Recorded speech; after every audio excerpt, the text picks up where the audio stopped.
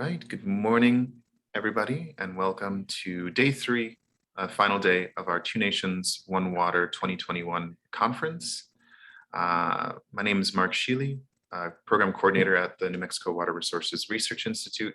I'll be going over just a few of the basics of our conference proceedings today. For anybody who may not have joined us in the past 2 days, just a reminder that we do have English to Spanish audio interpretation available for this this meeting.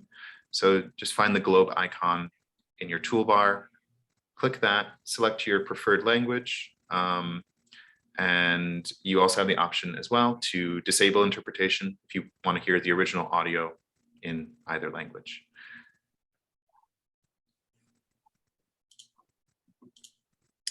Just a reminder, we'll be doing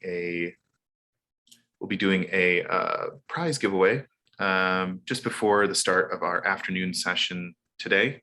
I'll be giving away another lithograph reprint from the 19th century, as well as some postcard reprints depicting the Ezekiel of Ciudad Juárez.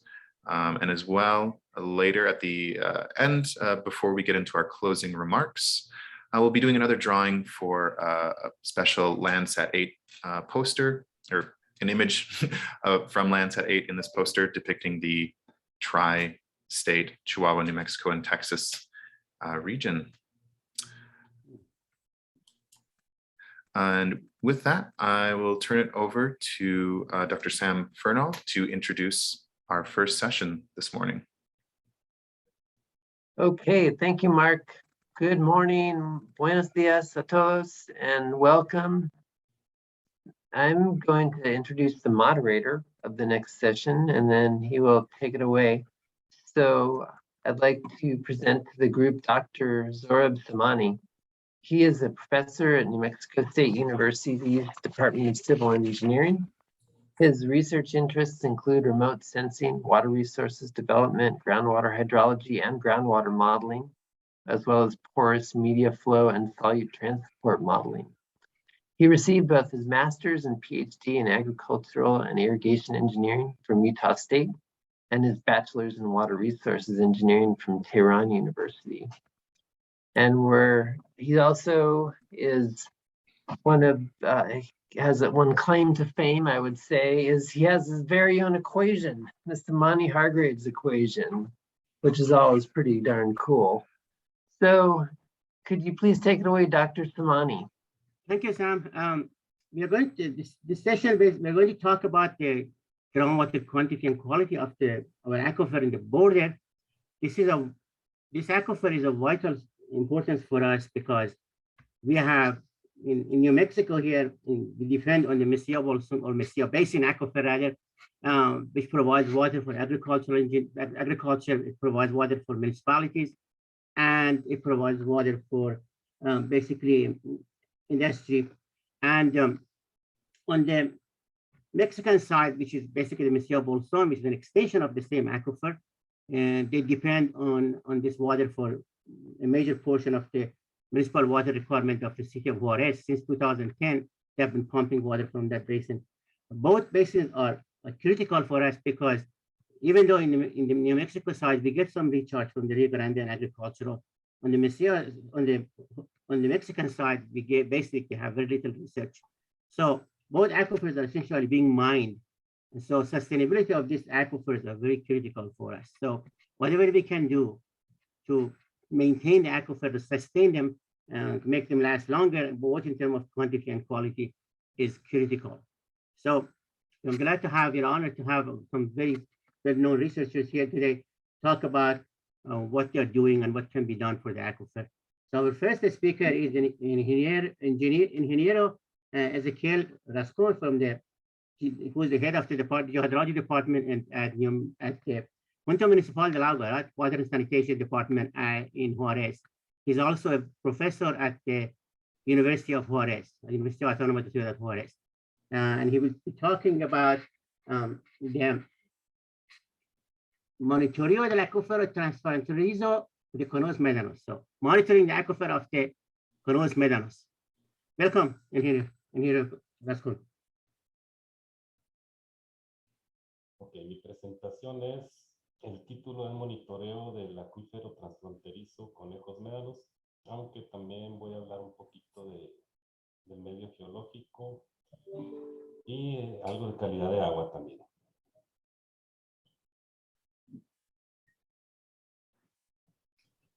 Esta lámina, este mapa lo tomé prestado de la página de Sila. Muestra los 11 acuíferos transfronterizos entre México y Estados Unidos. Entre ellos pues, son dos en nuestra región, Chihuahua, Texas, Nuevo México, Bolsón del Hueco, Bolsón de la Mesilla. El Bolsón de la Mesilla tiene una extensión aproximada de 13,000 kilómetros cuadrados. Perdón. En la parte mexicana, el nombre oficial es acuífero Conejos-Médanos y tiene una superficie aproximada de 6,000 kilómetros cuadrados, un poquito menos de la mitad del total del bolsón. El largo aproximado es de 113 kilómetros por 62 kilómetros de ancho.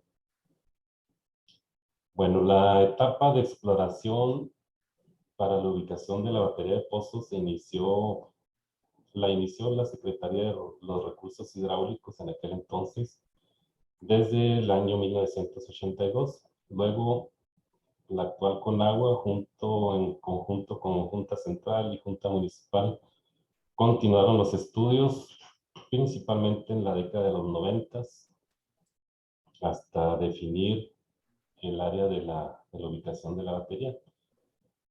Ahí se muestra en el plano.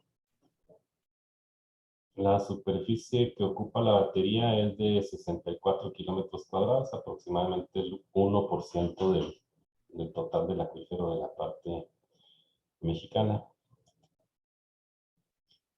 Bueno, a continuación voy a presentar dos secciones. Vamos a ver primero la BB. Esta la elaboró Petróleos Mexicanos. El objetivo es básicamente exploración petrolera. Y la otra sección A', que es elaborada por la Junta Municipal y Junta Central de Agua y Saneamiento. Esta es obviamente exploración netamente hidrológica para agua subterránea. Bueno, la primera sección, la BB, elaborada por Pemex en base a geofísica, principalmente sísmica, y algunas perforaciones profundas. Vemos dos cuencas estructurales. La del Bolsón del Hueco, que es en el área del Paso Ciudad Juárez, y al oeste el Bolsón de la Mesilla, igual, es donde se ubica la batería de pozos de Conejos-Médanos. Obviamente esta sección tiene alrededor de 7,000 metros de espesor. Nosotros, para fines de hidrología, pues, es una capa que apenas resalta. Esta sección es la AA', corre del suroeste al noroeste, pozo CNA1, se ubica ahí muy cerca del cruce fronterizo Santa Teresa Jerónimo y corre hasta la Sierra del Máurico. Los constituyentes principales de esta parte del Bolsón de la Mesilla o de la Aquifer de Conejos es arenas, limos, arcillas. Sí, se podrían definir algunos paquetes donde el predominio es arena, principalmente hacia la parte superior y al oeste del perfil. Más hacia el oeste tenemos algunos componentes principales como es la arcilla y limos. La línea azul corresponde al nivel estático en aquellas fechas. Fue elaborada en 1999.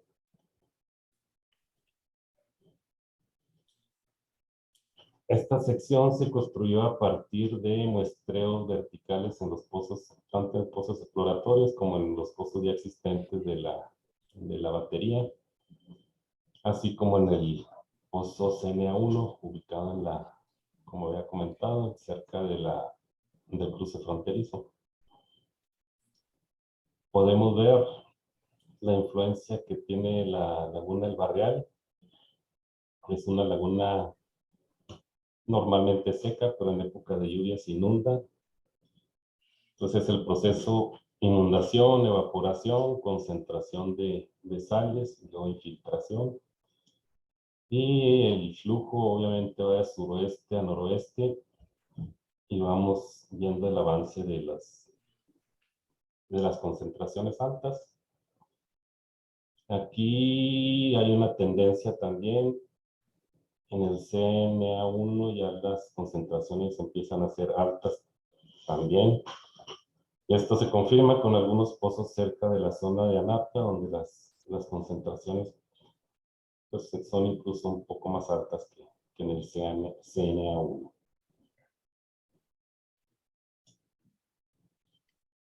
Esta sería la configuración de sulfatos, igual a partir de los muestreos verticales. Bueno, las líneas rojas, se me pasó a decir de Santiago, las líneas rojas son unas concentraciones que están por arriba de la norma para agua potable. Es el mismo caso que en sólidos disueltos totales, influencia aparentemente de la laguna, pero seguimos con la tendencia en el pozo CNA1 hacia el noroeste de altas concentraciones. Bueno, como parte de los estudios para darle sustento a la construcción de la batería, en el 2000 se construyó el modelo de flujo. Esto sería la calibración para un estado estacionario. Vemos el flujo predominante suroeste-noreste rumbo al río Bravo. Aquí esta configuración aparentemente sería por el funcionamiento del río Bravo como descarga del acuífero, pero tengo entendido que el río ahí no lleva flujo base, entonces yo creo que es básicamente por pozos de extracción a lo largo del valle. Ok, se hizo una corrida, una simulación a 20 años, simulando 1000 litros por segundo en la batería. Tenemos este resultado de la cota 1145, que está ahí por el cruce de Santa Teresa, se va hacia a la batería, caen algunos metros. En términos de abatimiento, tenemos alrededor de 18 metros al centro de la batería, el abatimiento. Esto es en 20 años, alrededor de 0.9 metros por año de abatimiento, según el modelo. Bueno, pues pasamos ahora sí a lo que es el monitoreo. A partir del 2010, iniciando la operación de la batería, también se construyó una red de monitoreo de 11 pozos. Y estos son los hidrógrafos de cada uno, bueno, de algunos de ellos, dependiendo de la zona. En la parte noreste del acuífero tenemos el pozo de monitoreo 1, el cual está cayendo 0.52 metros por año en 21 años, lo que es normal, más o menos lo que se esperaba. Al este de la batería, en este pozo se observa una caída fuerte al inicio de la batería y luego más o menos una estabilización. Son 0.87 metros por año de abatimiento. Pozo de monitoreo 0.5 al centro de la batería. Un muy fuerte abatimiento al inicio de operaciones y luego ya una estabilización, 0.72 metros de abatimiento por año. Al noroeste de la batería Igual un poco fuerte abatimiento al inicio, un abatimiento promedio de 71 metros, de 0.71 metros por año. En planta, ¿cómo lo veríamos? Tenemos la configuración inicial. Esta configuración es para enero del 2010, unos meses antes del inicio de operaciones. Aunque para esta fecha ya habían hecho pruebas, se habían bombeado pozos, ya se nota un poco de deformación en las curvas de isopiezas. Flujo predominantemente igual, sur-norte. Para el 2013, después de 3 años de operación, pues ya se ve que las cotas, las elevaciones bajas la va jalando el área de la batería. Igual algunas direcciones de flujo pues ya tienden a torcer hacia la zona de extracción. 2015, pues ya la cota 1154, que la teníamos acá al final, pues ya se va metiendo a la zona de la batería, se va formando una especie de cono. 2017, avance más ya de la cota 1154, avance hacia el sur. 2019, la cota 1152 ya empieza a entrar también a la zona de la batería. Y final, enero del 2021, tenemos ya la 1154 prácticamente abarcando todo el área de la batería. Y la 1152 también. Bueno, con algunos errores de interpolación, pero esto sería la evolución del acuífero en el periodo desde el inicio de su operación hasta enero del 2021. Se ha estado batiendo en promedio 0.72 metros por año hacia el centro de la batería. Serían los máximos abatimientos en los 11 años de operación. En cuanto a calidad de agua, bueno, se ha estado monitoreando también y esta sería la tendencia. Era alguna de las dudas, ¿no? También durante la operación de la batería, cómo se comportaría la calidad del agua, las concentraciones en algunos parámetros. No se han movido mucho hasta la fecha, ¿no? Sería en la parte norte de la batería. Sería el centro de la batería, también se mantienen. A veces se nota que reacciona un poco más al bombeo en algunos parámetros, por ejemplo en el sulfato, bombeo alto y suben las concentraciones. Esto sería al sur de la batería, igual se mantienen más o menos las concentraciones. Este pico está medio extraño, pero bueno, ese es el resultado que dio. Esta sería toda la presentación. Lo que quería mostrarles, el signo de interrogación que aparece ahí al norte de la línea imaginaria de la división geopolítica. Yo creo que es importante tener información también del otro lado para hacer un análisis más integral del acuífero. Yo creo que es un buen foro para este tipo de análisis. Bueno, esta sería la presentación. Muchas gracias por su atención.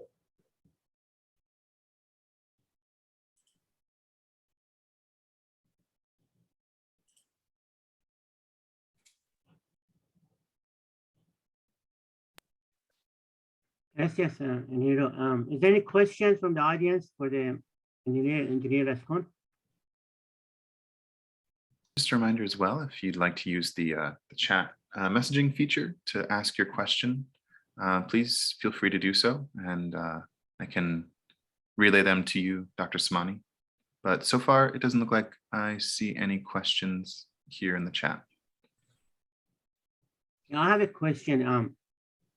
In here you showed that the direction of the groundwater has changed from north to south, from basically north to south. Before it was from south to north, but from north to south now in the direction of Mexico. What do you think is going to happen in the long term in terms of recharge for this aquifer? Do you expect the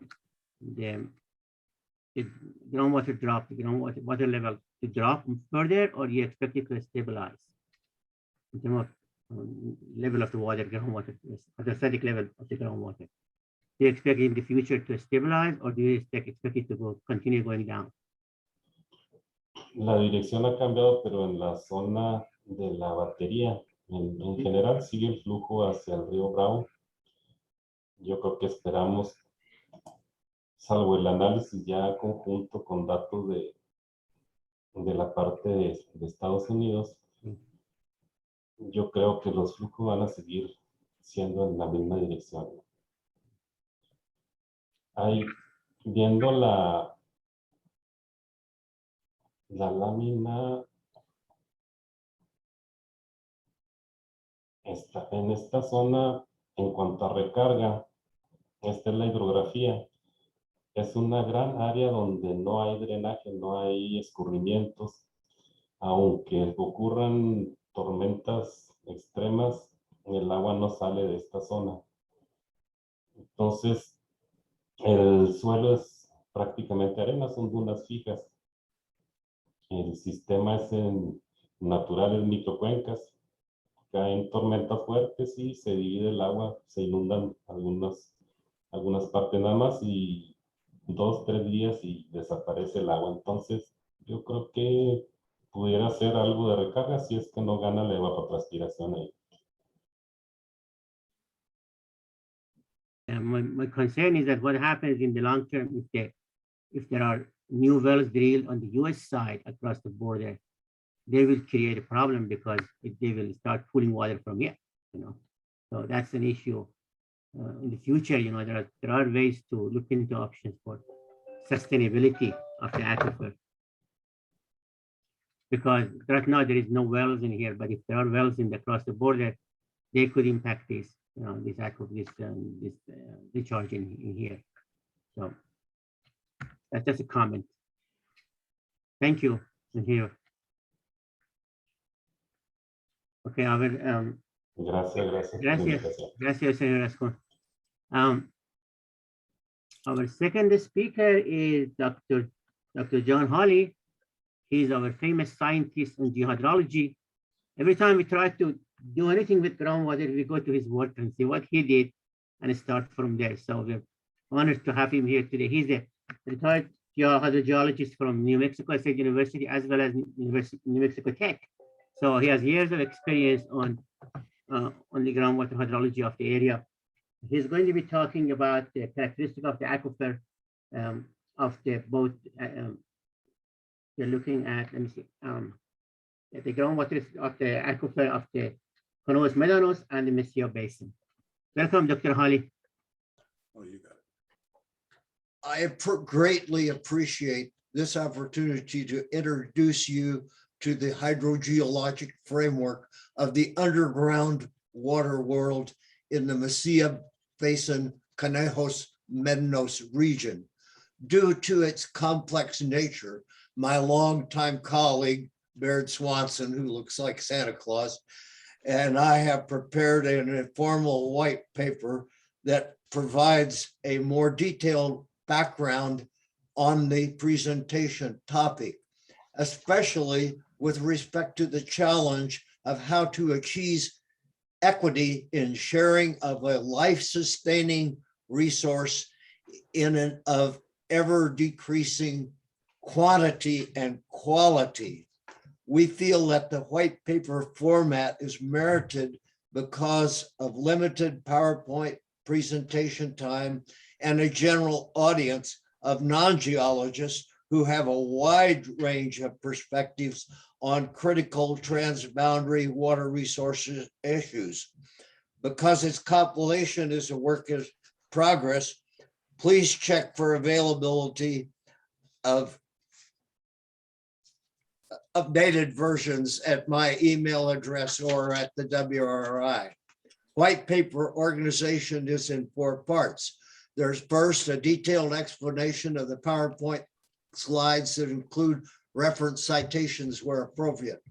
Second, short definitions of terms commonly used in hydrogeologic and geohydrologic reports. Third, detailed explanations of illustrations, including geology-based maps and cross-sections. Then fourth, there's a cited reference and related source document section with alphanumeric keys to source topic categories. This is a progress, a project that Alfredo Granados Olivas and I have been working on since 2007 for the Transboundary Aquifer assessment project. Slide 1, which is on your screen, offers a near surface aerial view across the southern Mesilla Basin from a photo site near the 107th West Meridian. It shows a typical Chihuahuan desert landscape in southwestern Doñana County, New Mexico, and the northwestern Municipio de Juárez, Chihuahua. It has been provided courtesy of Public Broadcasting System New Mexico Focus Our Land, with special thanks to Laura Vasquez and Kevin Bixby. The fluvial deltaic plain of the early Pleistocene ancestral Rio Grande is the primary landform. And I want to emphasize that it has unlimited potential for siting solar energy generating facilities. The 2019 border wall and its service roadway follow the international boundary west of El Paso del Norte. The southern Franklin Mountains, El Paso del Norte, Sierra de Juárez, and Sierra de Cepello are on the eastern horizon. The boundary was established by the 1854 Gadsden Treaty, also known in Mexico as the Tratado de la Mesilla. It follows the 31° 47' north parallel west of El Paso del Norte. And the channel of the Rio Grande Bravo marks the boundary to the southeast of El Paso. Late Pleistocene, the late Pleistocene, less than 50,000-year-old Potrero Mar hydrovolcanic center is in the foreground. The white band exposed in the eroded Mar crater rim is a thick caliche or calcic soil horizon that commonly marks the top of Santa Fe Great Basin fill throughout the central and southern New Mexico or southern Rio Grande Rift region. Overlying deposits are base surge volcanic ejecta from the Mar eruption.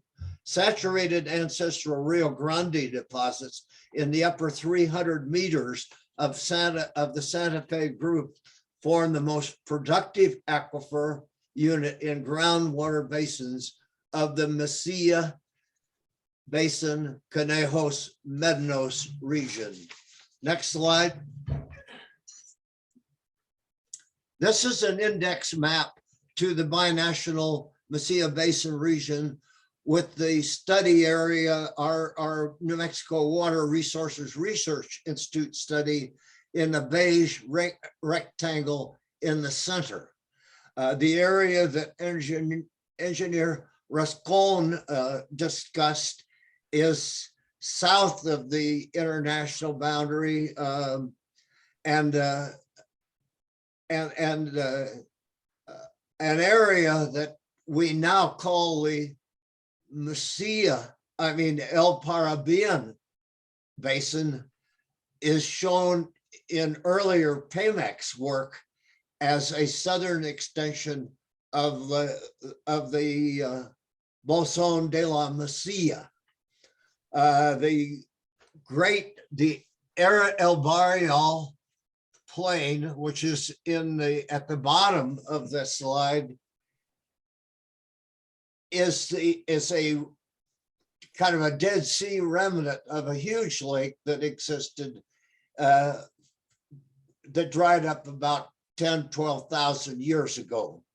And it's in a basin that geologists call a rift basin that geologists call the Los Muertos Basin. Place names are shown: Ascension to the south, Villa Amada to the very south, and the Columbus to the west. The next slide, please. This is a more detailed slide of the groundwater management units in the north central Chihuahua region. The Aquifer, Conejos-Médanos, and the southern Mesilla Basin are outlined respectively in a dashed gray and green pattern, and that is the area discussed by Ezekiel Rascón in the previous presentation. The new Junta de Agua well field that I'll call is shown with bright red dots in the area at the transitional area between the southwestern Mesilla Basin and the El Parabian part of the Conejos-Médanos. The dashed blue line is an approximation of the groundwater flow divide to the north of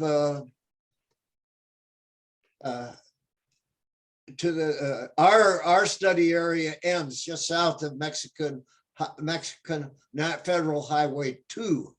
What we have just seen from Ezekiel Rascón's presentation, that actually the dash blue line that is south of our study area extends down to the eastern edge of El Barrial. And so there is still some water moving northeastward from that part of the basin. The big lake is about a third, Lake Palomas is about a third the size of Lake Erie, and it has a watershed of about 30,000 square kilometers. Next slide. This is an older map that was published in a book I compiled in 1978 on the Rio Grande Rift. It's Circular 163 of the New Mexico Bureau of Geology and Mineral Resources, and was compiled by Dr. William R. Seeger, Emeritus, now Emeritus Professor at New Mexico State University. In the center, the bright red, is the Mesilla Basin, which conforms to our present conceptual model. What geophysicists and geologists call the Mimbres and Los Muertos Basin are in the Bragg Ridge area to the southwest. The Tularosa Basin and Hueco Bolson are in the bright orange area to the east. The blue areas are areas of Paleozoic sedimentary rocks, and the contour lines on those blue areas show the elevation in feet above or below sea level of the Precambrian rocks that underlie the whole area. This is where we started back many years ago, and I'm still on a learning curve. So the rest of the talk will be telling you how much I know and the incredible amount that I don't know about this area. Thank you. Then now move on. What Dr. Keller at UTEP, who headed the geophysical laboratory there until he moved to head the Oklahoma Geological Survey, he made this observation in 2004.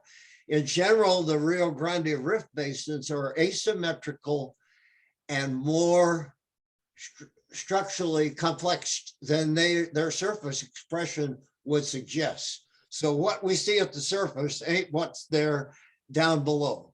And then his associate, Alberto Jimenez, and he made the point, a significant point from a water resources view, is that gravity anomalies like the Pemex cross-section and seismic cross-section that Ezekiel Rascón just showed us, show that the Mesilla Basin is separated from basins in Mexico by a structurally high.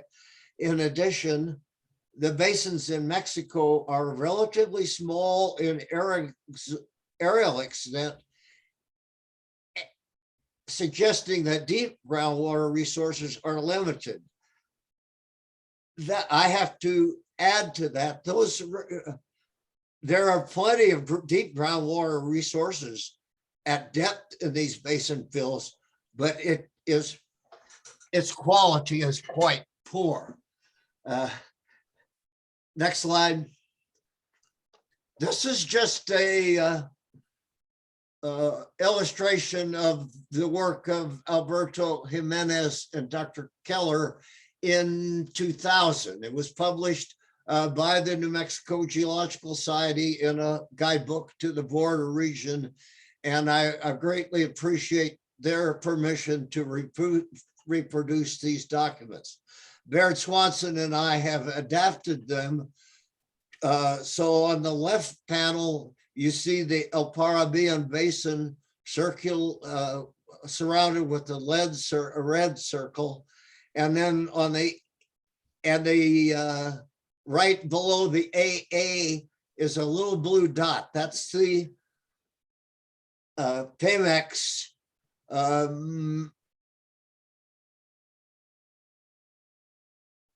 Mayotes numero uno pozo that is about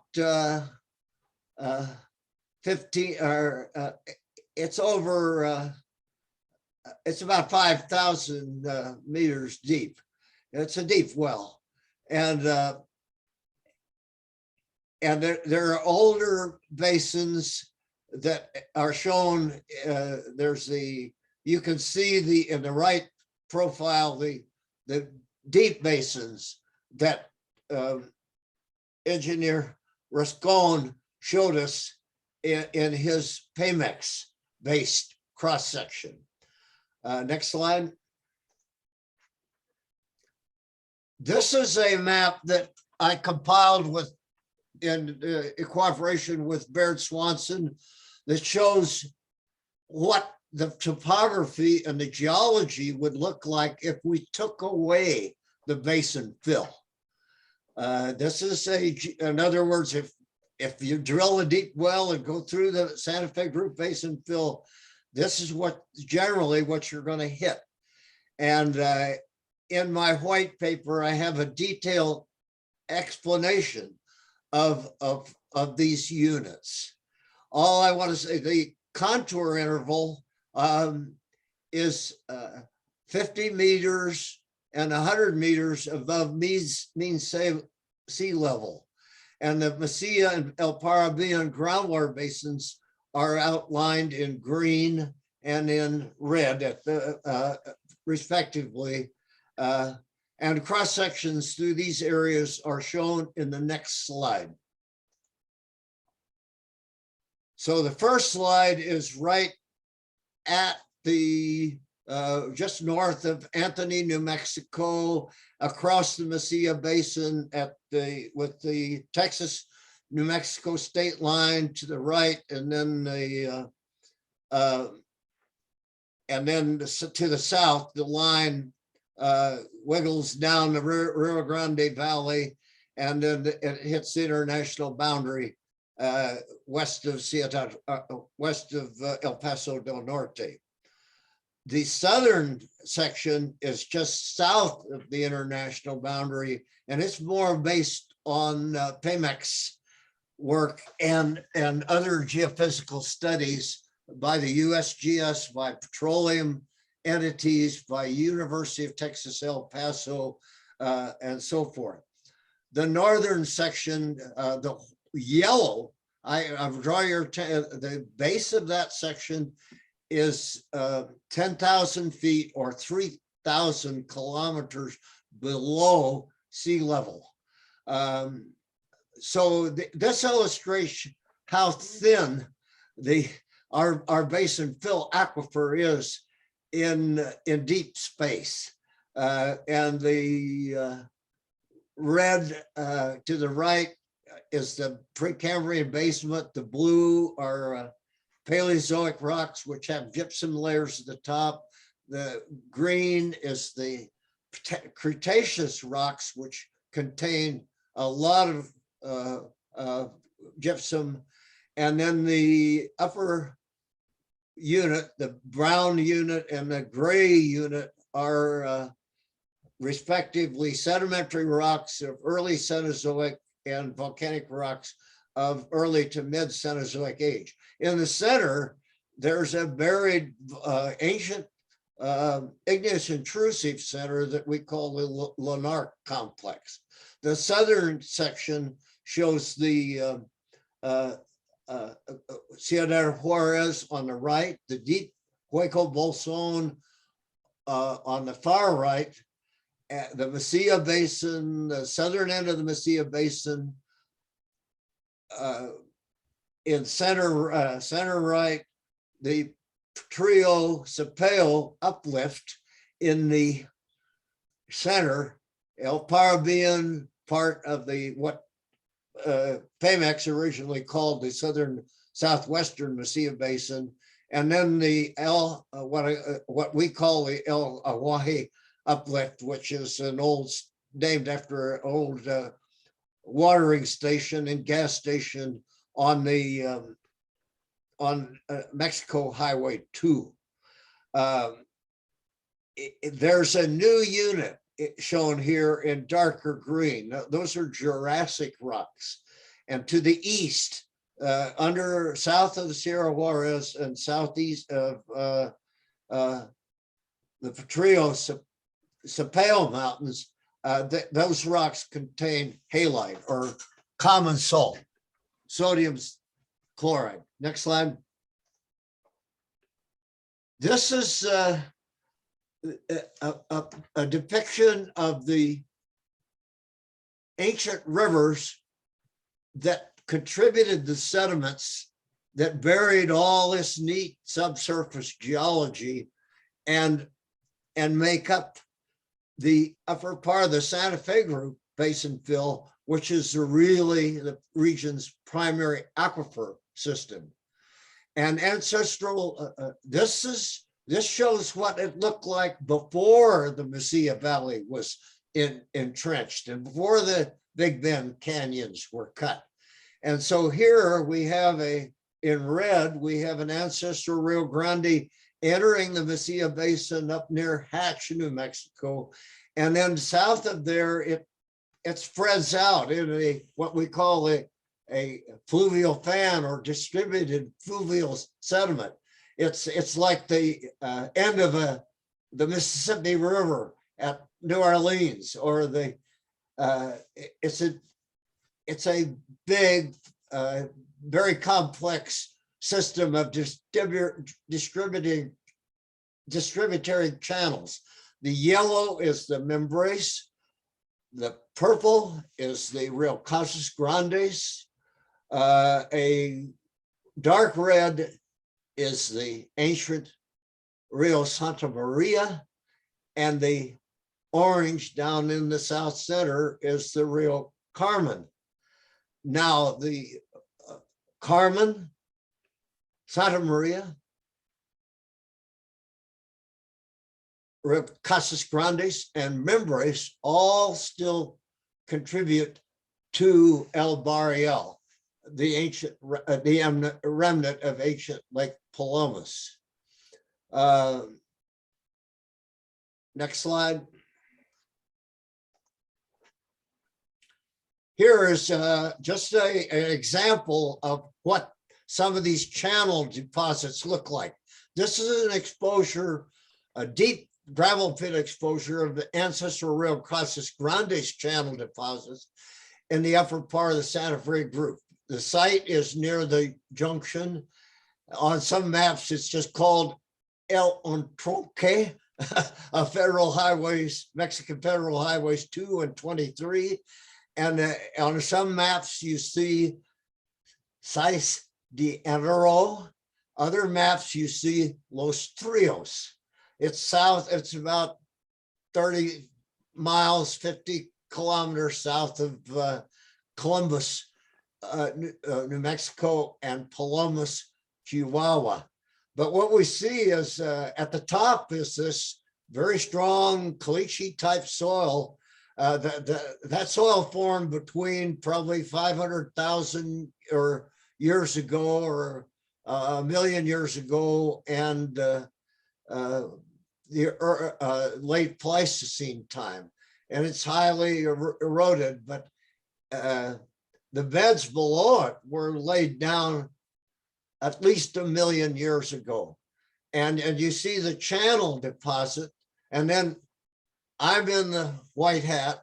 I should wear a black hat down in Chihuahua, but I'm in my white hat. And Alfredo is next to him and one of his associates. And we're looking at the contact of the channel on some fine-grained, either lacustrine or floodplain deposits that are interbedded with the upper Santa Fe group. Next slide.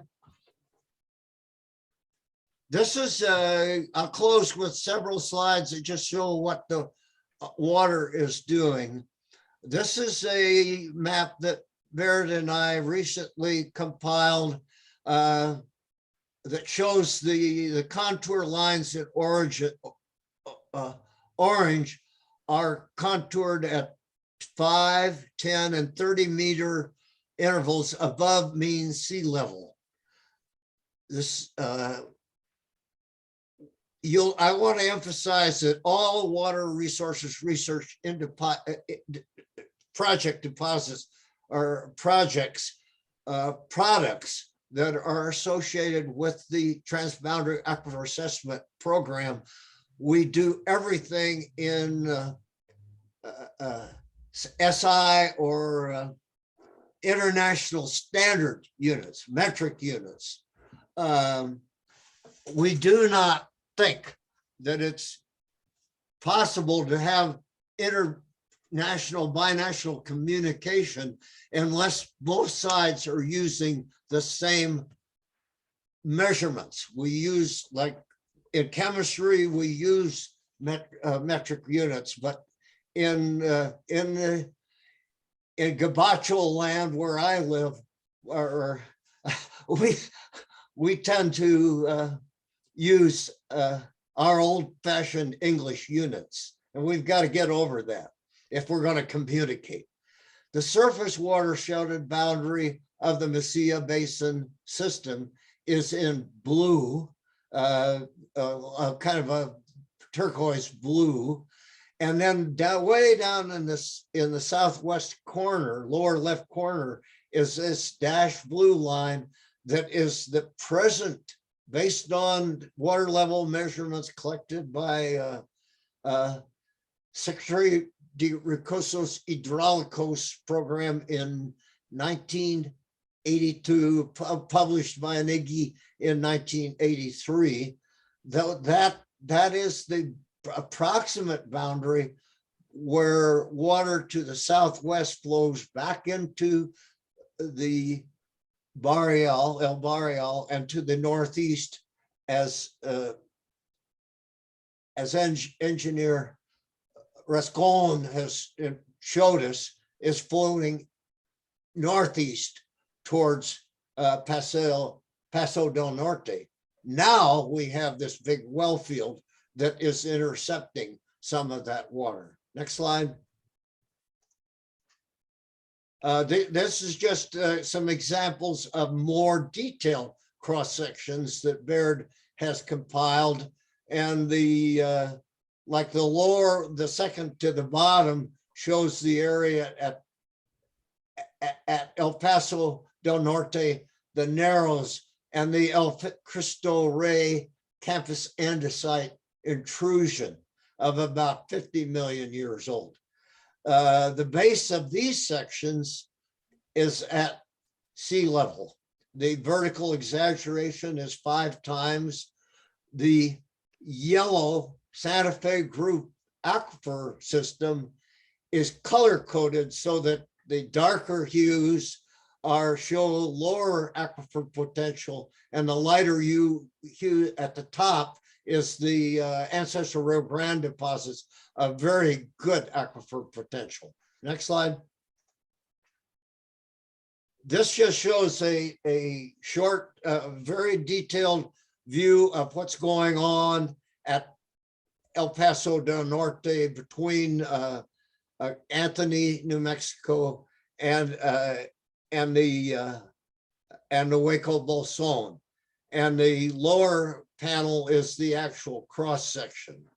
And so the red lines to the left in the cross section show the schematic distribution of water flowing laterally down the valley of the Mesilla Valley.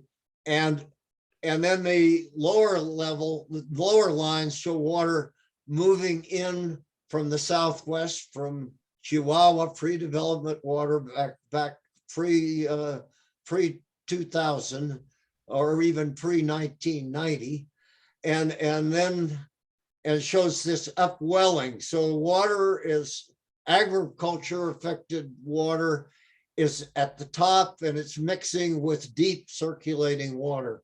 The water flow is all concentrated in the 70 or 25 meter thick fill in the narrow valley at the narrow canyon at El Paso del Norte, and then it leaves in downtown Ciudad Juárez, El Paso. In that area, it crosses the big boundary fault of the Hueco Bolson, and until the Chamazal resulted in a treaty, resulted in lining the concrete lining of the main Rio Bravo channel. Water just recharged that tremendously thick aquifer under Ciudad Juárez. What we heard yesterday in that excellent presentation on what is going on in Ciudad Juárez, the state of Chihuahua and the city, the metropolitan area, are now restoring Mother Nature's function by putting in their capturing stormwater runoff and treating that water, and then they're putting fresh water back into the aquifer. So this is what's going on now. Okay, next slide. This is the last one, or next to last. This is just a block diagram that gives you a picture of what we think is going on. Its base is about 7.6 kilometers below sea level. There's no vertical exaggeration. That little yellow line is at the top is just our little Santa Fe group aquifer. And we use, and Baird has embedded this cross section on a large 2017 Google image of that shows the whole terrain. So we've got the White Sands way up to the north, the Mesilla Valley kind of in the center, the Juárez, the Valle de Juárez and El Paso Valley to this east. And then to the south, we've got the what it looked like up till between 29 and 12,000 years ago when we had this huge lake in here. And our conceptual model of the flow system is that lake could only discharge by groundwater underflow right at that boundary area. And it, as El WRRI does today, it contributed fresh water to the system. So when the next slide. So when we look at a 1997 Water Development Board compilation of available groundwater quality data that was mainly furnished by the Kanawha to the state of Texas. This map was published in 1997 by the jointly by the International Boundary Commission and the states of Texas and New Mexico water centers. And this shows these stiff, it shows the distribution color code of less fresh water, blue, slightly brackish water, green, moderately brackish water, yellow. And then stuff that is mala calidad or very poor water, very brackish to saline water in yellow. And you can see like over the red stiff diagram over Cerro Cepeo has this spike chloride to the right, sodium to the left, sulfate to the lower right. That well is completed in Cretaceous bedrock, which is underlain by these Jurassic rocks, which have the some component of salt water, of sodium chloride water. And then you see the very high concentrations out in parts of El Barrial, the shallow wells. But you see these blue, very high quality water with chlorides, very low chloride. And the Sierra Juárez is just to the right of the boundary, and it has very poor water in it, like the Cerro de Cepeo. But out there, a well near what I call El Milagro, a wonderful name, it's right in that area of the Junta de Agua well field. And that's the water we're getting. The sad part is, from a hydrogeology perspective, it's a water mining operation that both nations are involved in. And we have to do better a job. Thank you so much for allowing me to speak to you today. Thank you, Dr. Hawley. That was a great presentation. So what do you think we should do? And we are both mining. I mean, in the US side, I'm not that concerned because once in a while the Rio Grande water and agriculture is recharging the Mesilla Basin, but in the Mexican side, there is nothing to recharge the aquifer. The Conejos-Médanos has no source of recharge, basically. Unless they somehow recover some water from municipal wastewater and treat it and recharge it in the area. There is no other source of recharge. The next speaker is going to talk about that. But what is your opinion, Dr. Hawley? What can we do to sustain the aquifer or keep them sustained? Pray. Okay, we have been praying, but it doesn't work very much. So, yeah. But as long as the agriculture is alive in Valley, I'm not concerned about our aquifer, but the southern. But please go ahead. Yeah, you had You want to say something? Mainly that we need to develop a system of shared principles for the use of the water. That's so. That's true, yeah. And I'm not sure that concrete canal on El Paso was a wise thing to do, because now what's happening is that if the pumping rate in Juárez goes up, they're going to pull water from under that canal into the Juárez. You know, so that was not a very good idea. We would have sustained the aquifer by not putting the canal in there, but they did. So, any other question? Thank you, Dr. Hawley. It was a great honor to listen to you today. So, our next speaker is Ana Garcia Vasquez. She's a student in our water science and management program at New Mexico State University, and she's my student. And she has been working with me and with the Junta Municipal, basically of the Juárez, to look into recharge issues in the Mesilla, the Conejos-Médanos aquifer. So she's going to talk about basically what she has been doing in terms of recharge assessment of the aquifers across the border in the Conejos-Médanos. Cristina? Thank you, Dr. Samani, for the introduction. Buenos días a todos. Antes que nada, bueno, voy a compartir la presentación, ¿verdad? Bueno, antes que nada, me gustaría agradecer la invitación a los organizadores del evento, el doctor Granados, doctor Fernald, Mark. Estoy muy contenta de poder compartir esta sesión con el ingeniero Rascón, con el doctor Hawley, con el doctor Robertson del USGS. Les voy a platicar un poquito sobre cómo nació este proyecto. Fue en el 2015, cuando estaba realizando la maestría en la UACJ. Trabajé de la mano con el doctor Granados como mi asesor. Cuando inicié el doctorado, pues nosotros, el doctor Samani y yo, tratamos de extender el proyecto también, estimando la recarga promedio en esta área.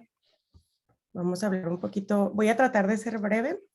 La disponibilidad, sabemos que la disponibilidad del agua en la región de Nuevo México, Chihuahua y Texas está limitada a los acuíferos transfronterizos del Bolsón del Hueco en Estados Unidos, o también en México se le conoce como el Valle de Juárez, y a la Mesilla en Estados Unidos y Conejos-Médanos en la parte mexicana. Así también como la recarga superficial del Río Grande, por lo que las aguas subterráneas en esta región son de suma importancia, ya que las ciudades pues se abastecen principalmente de estas aguas subterráneas. Sabemos también que para que el agua llegue hasta un acuífero, para que esté disponible en el acuífero, es porque han pasado muchos años en el que el agua recorre todo el ciclo hidrológico hasta depositarse en el acuífero. La cantidad de agua que llega hasta la zona de las aguas subterráneas pues es conocida como recarga, y esta es clave para mantener la sustentabilidad de los acuíferos, pues sobre todo en las zonas áridas.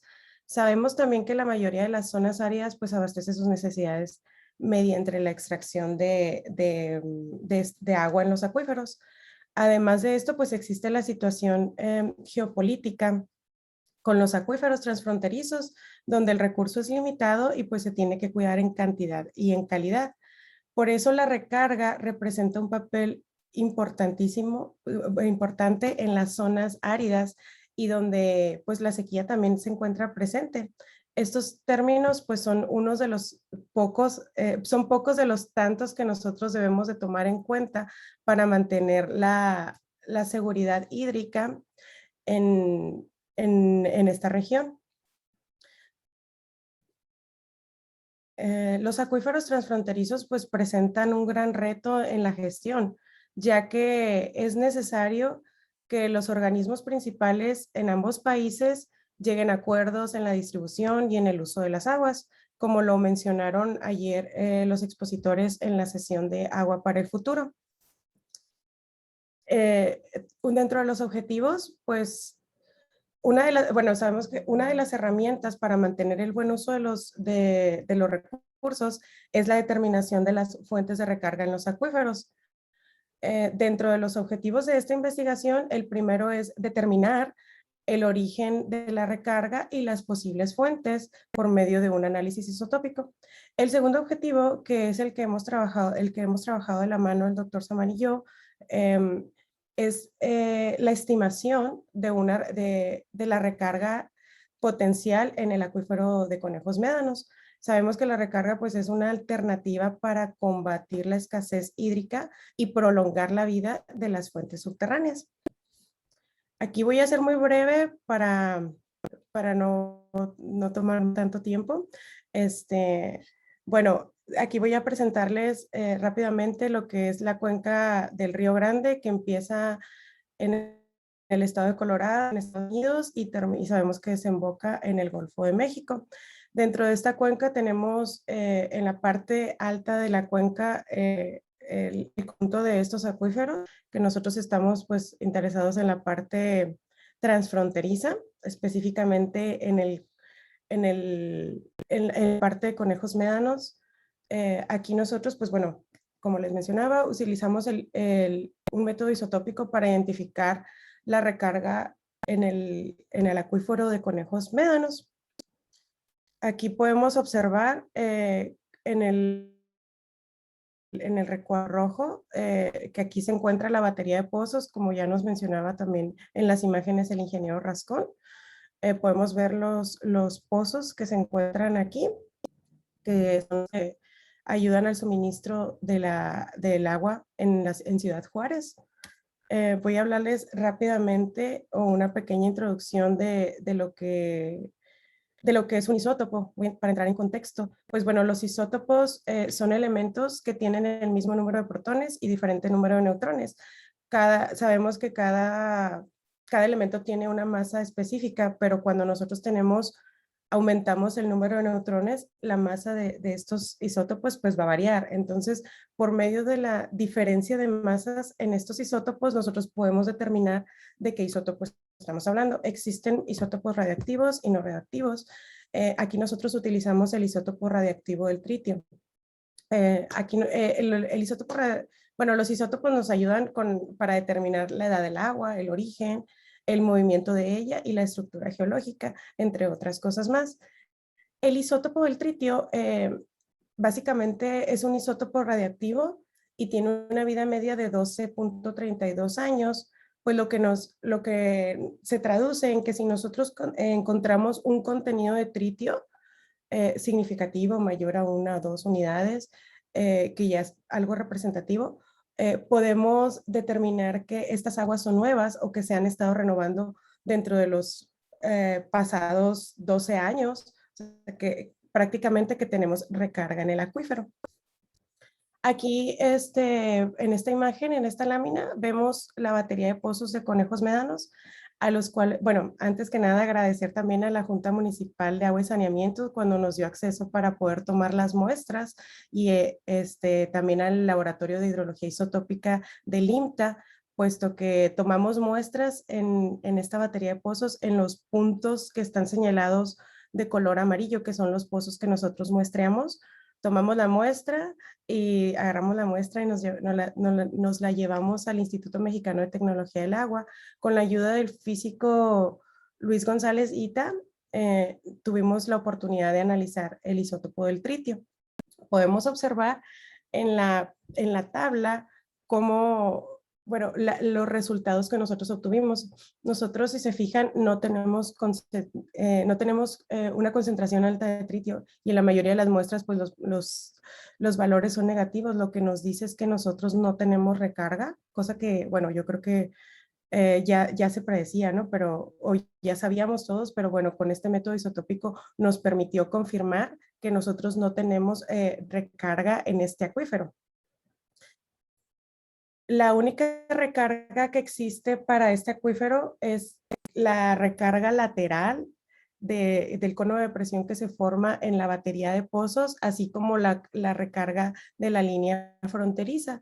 Es por precipitación y pues, como les menciono, por transferencia lateral del acuífero, pero en sí no hay un agua que se esté recargando dentro de los pozos.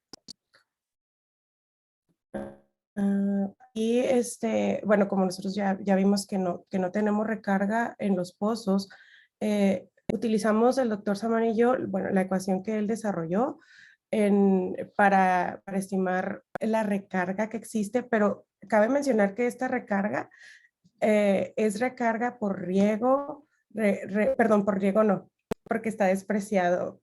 La parte roja es el componente riego, entonces como no hay riego en esta región, la recarga que se muestra aquí es por lluvia o recarga lateral del acuífero. Nosotros utilizamos el volumen bombeado para 3 años, de diciembre del 2011 a junio del 2017, y lo comparamos con el abatimiento de esos años para sacar R, que R viene siendo nuestra recarga. Nuestra recarga estimada es de 4 millones de metros cúbicos en 3 años, lo que nos dice que en el periodo de 3 años tenemos una recarga promedio de la zona de 1.34 millones de metros cúbicos anuales.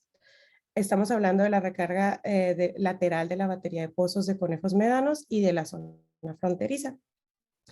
Se pretende que en una etapa futura, con estos datos, estimar el volumen potencial de recuperación para esta área también. Como conclusión, sabemos que, bueno, no hay recarga en el acuífero de Conejos-Médanos, en esta batería de pozos. Si bien la recarga que se llega a dar no es externa, sino que es del mismo sistema del movimiento de flujo de aguas que viene de la parte fronteriza y del cono de presión que se forma en la batería de los pozos. La cantidad de recarga total interna es de 1.34 millones de metros cúbicos por año, y las fuentes de recarga del acuífero de Conejos-Médanos pues son provenientes de la batería de pozos y de la zona fronteriza. Sabemos, bueno, el recurso de Conejos-Médanos es limitado, ya que, como les menciono, de aquí es de donde provienen las recargas, por lo cual pues se pueden generar problemas en esta zona fronteriza, que la fronteriza pegada a esta área sabemos que es la zona de Santa Teresa en un futuro. Entonces, pues necesitamos cuidar el agua y, como dijo el doctor John Hawley, pues orar para mantener el recurso, ¿no? Esto sería todo por mi parte. Si tienen algún comentario, alguna pregunta. Cristina, could you go back to Estamos a la hora. the slide before the last one where you showed the criteria, where you showed how to calculate the volumen potencial de recuperación? Could you explain that? I think you skipped that one quickly, so. Ok. Yeah. Bueno, el volumen potencial que se pretende, ¿cómo se pretende calcular? Nosotros ya tenemos el volumen que se ha extraído y tenemos el área, que es en nuestra área de estudio, y con la ecuación de arriba vamos a también poder determinar la capacidad específica del acuífero o el rendimiento específico, que es el SI. Entonces, como ya vamos a poder tener este coeficiente, lo vamos a utilizar para determinar el volumen potencial de la recuperación. Thank you. Thank you, Cristina. We're going to see if there's any question for Cristina.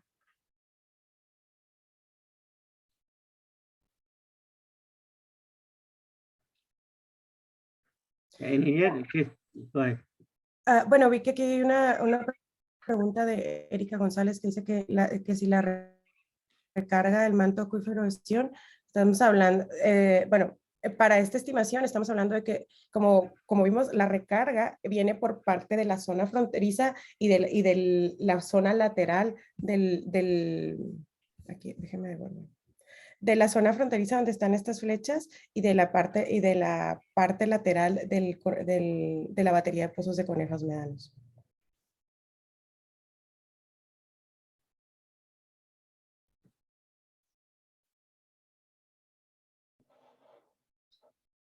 No sé si hay otro comentario. ¿Pregunta?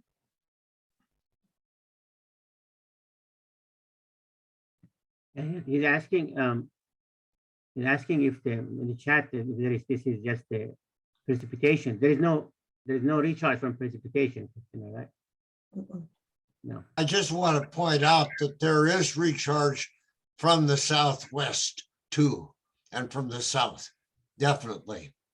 It's not all coming from us bad guys up in the north.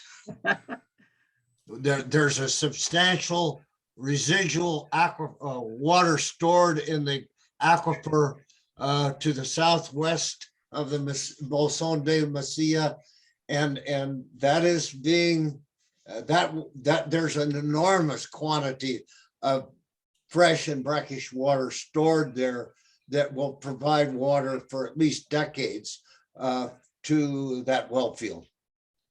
Yeah, we have the information that in here Rascón presented, there were some very useful information and those information can be used to figure out how much recharge is coming from the southwest and from the other areas surrounding the well field.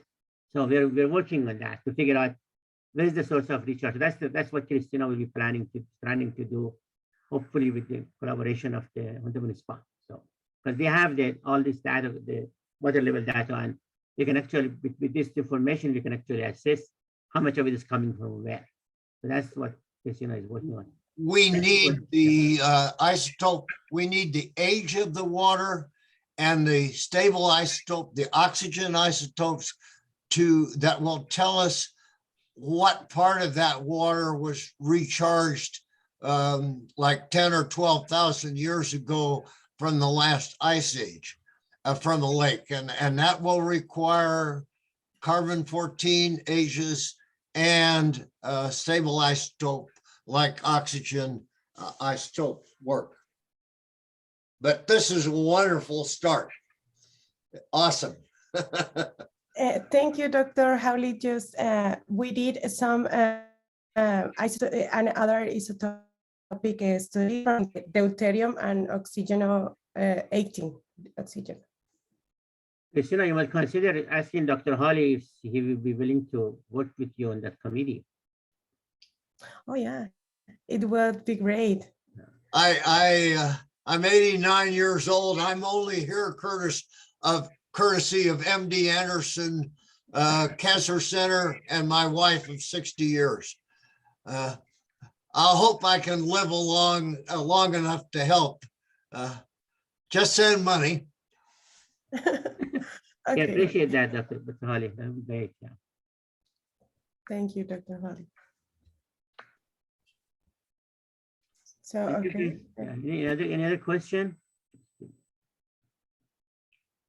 Thank you, Cristina. So let's see, is the next speaker ready for the last speaker in the session is Andrew Robertson. He is a hydrogeologist with the head of the hydrologic assessment department, assessment and modeling program at the New Mexico Water Science Center. He's from USGS, and his expertise in isotope tracing to look at issues with aquifer as well as the contaminant transport. Andrew is going to talk about the need for research in this area. Andrew. Thank you so much, Dr. Samani. Buenos días a todos y gracias por esta oportunidad. The work I'm going to be sharing with you today is an effort to synthesize binational data of the Mesilla Conejos-Médanos basin in order to characterize a shared resource. This work uses binational hydrogeology and water resource data to describe the hydrologic conceptual model and identify research needs to inform sustainable management. This is a pretty ambitious attempt, and so I need to qualify that this isn't the end, but the intent is that this work will help place future resource in a broader regional context. And just before we get started, I'd like to take a moment to acknowledge the contributions of my collaborators on this, Dr. Anne-Marie Mathern, Dr. Jeff Pepin, Andre Ritchie, Dr. Don Sweetkind, Andrew Teeple, Dr. Alfredo Granados Olivias, Ana Cristina Garcia Vasquez, who we just heard from, Dr. Kenneth Carroll, Dr. Eric Fox, and Amy Galanter. Next slide, please. So the Mesilla Conejos-Médanos Basin is located in the southern part of the Rio Grande Rift.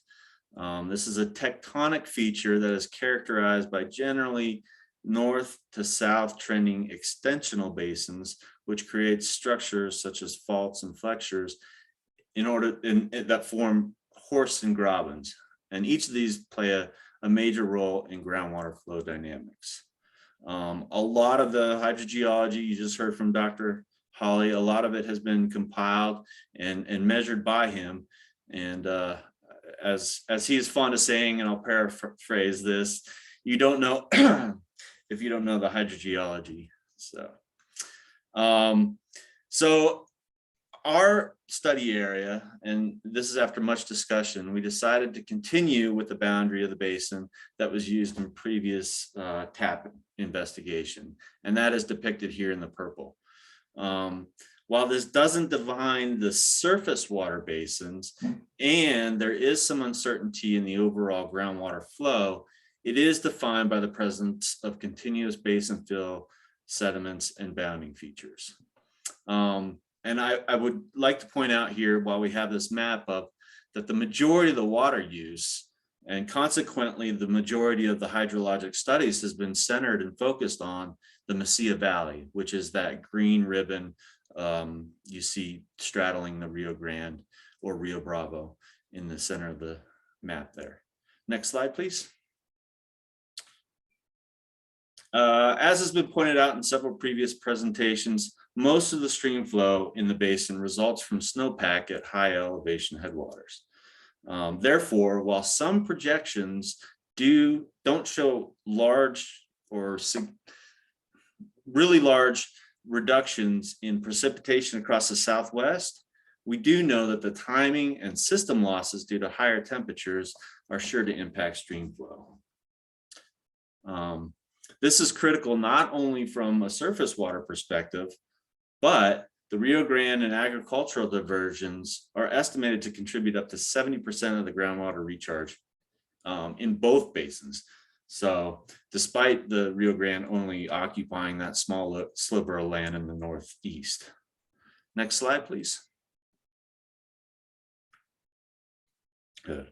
So while stream flow in the Rio Grande is managed and controlled by the Rio Grande project, stream flow has been highly variable over the years, which leads to the development of groundwater resources.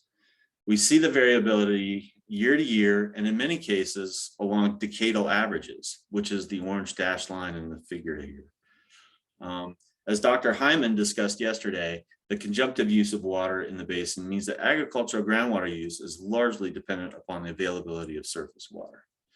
So if we can identify some thresholds at which surface water and groundwater pumping causes storage depletions, that is critical in order to understand how we manage, including some of the novel irrigation practices, such as the one that Dr. Fernald introduced us to yesterday.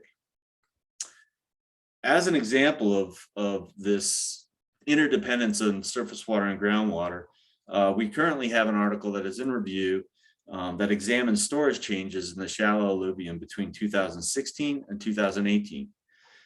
Using repeat gravity measurements and water level observations, it was determined that there was a small storage gain in the monitoring network that was largely associated with the surface water supplies, the increased surface water supplies in 2017. And you can see that it was approaching the period of record annual discharge there in the graph.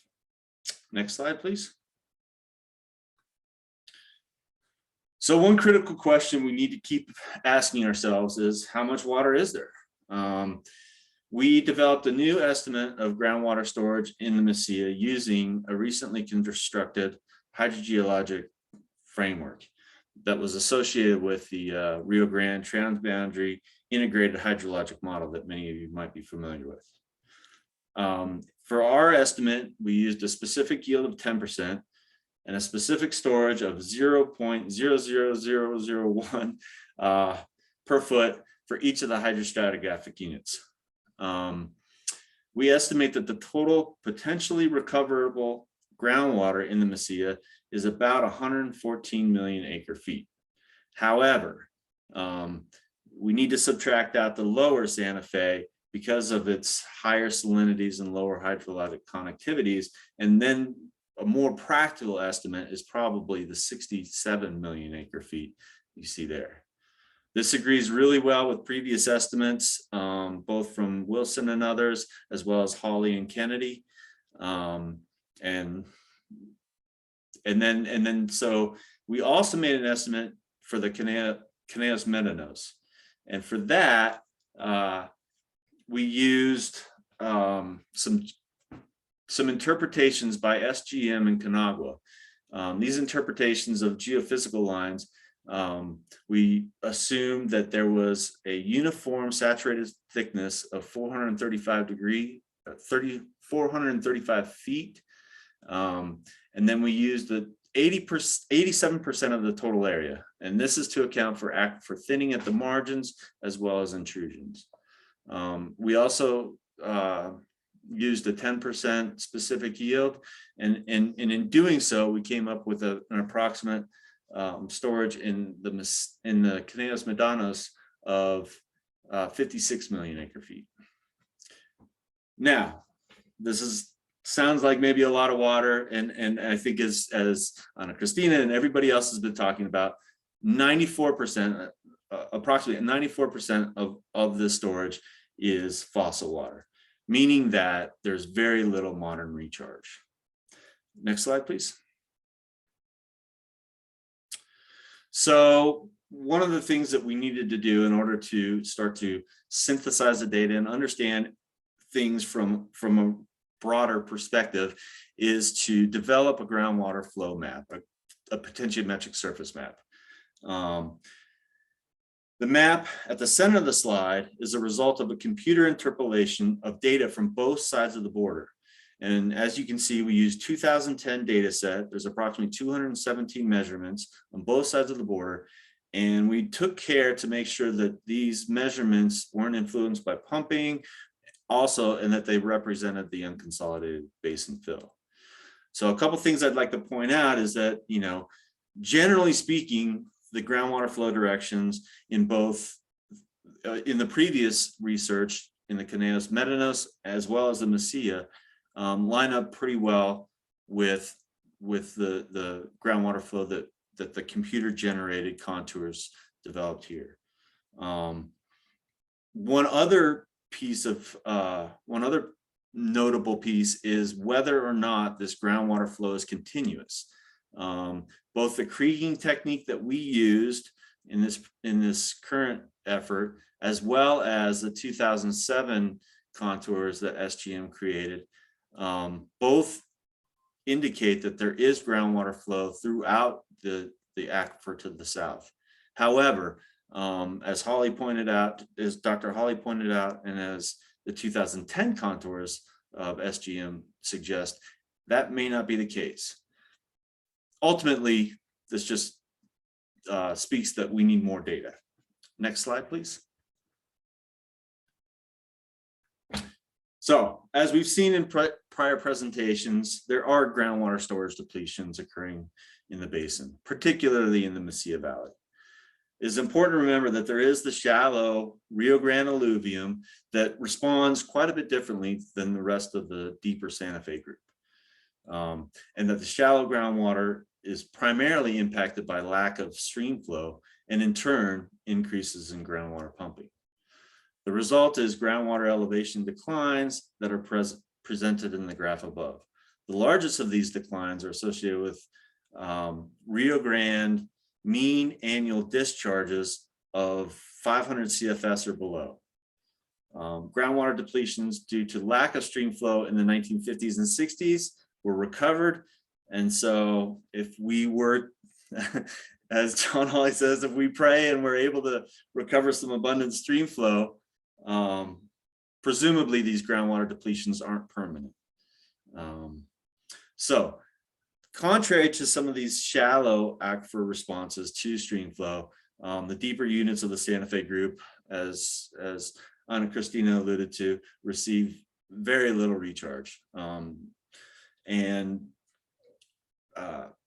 previous research suggests that groundwater in the Santa Fe is fossil water, and the inputs are probably restricted to primarily either mountain front recharge or inner basin flow. So some of this lateral flow that we heard about earlier. And as you can see from the numbers on the slide there, the mountain front and inner basin flow don't amount to a whole lot. And it depends on how you calculate that, but regardless to say, it's a small amount. And next slide, please.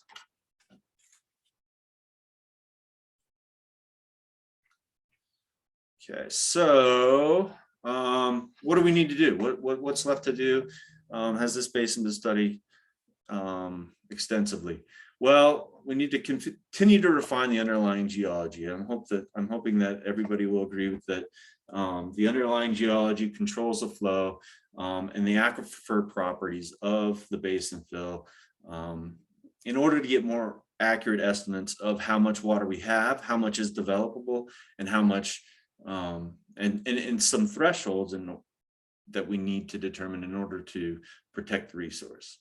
So added drilling, added geophysical data would certainly improve these estimates, especially of the aquifer thickness in the Conejos-Médanos and in the West Mesa, which is west of the Mesilla Valley, as well as characterizing some of those subcrops that might impede this intra and interbasin flow.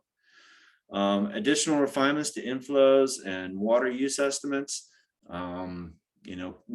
making sure we maintain our stream flow gauges, making sure we maintain groundwater monitoring, as well as, there's additional new metering that's happening on the agricultural wells.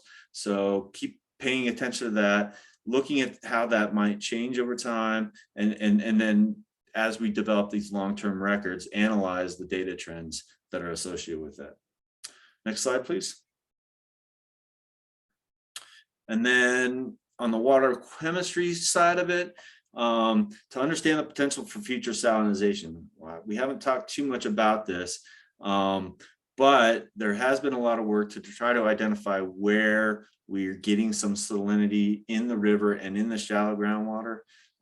So maybe drilling a few bedrock wells near the Paseo del Norte region, as well as characterizing that bedrock chemistry.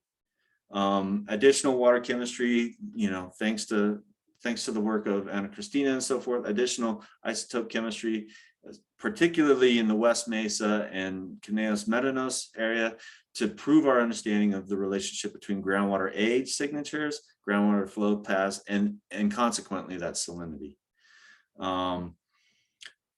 Interestingly enough, with the drought of the past 2 decades, we've reduced that drain flow. So now we have a situation where we're putting water onto these irrigated fields, and maybe we need to start looking at what these, I'm going to term it, flushing thresholds are, before we start reducing the capacity for growing crops in the Mesilla Valley.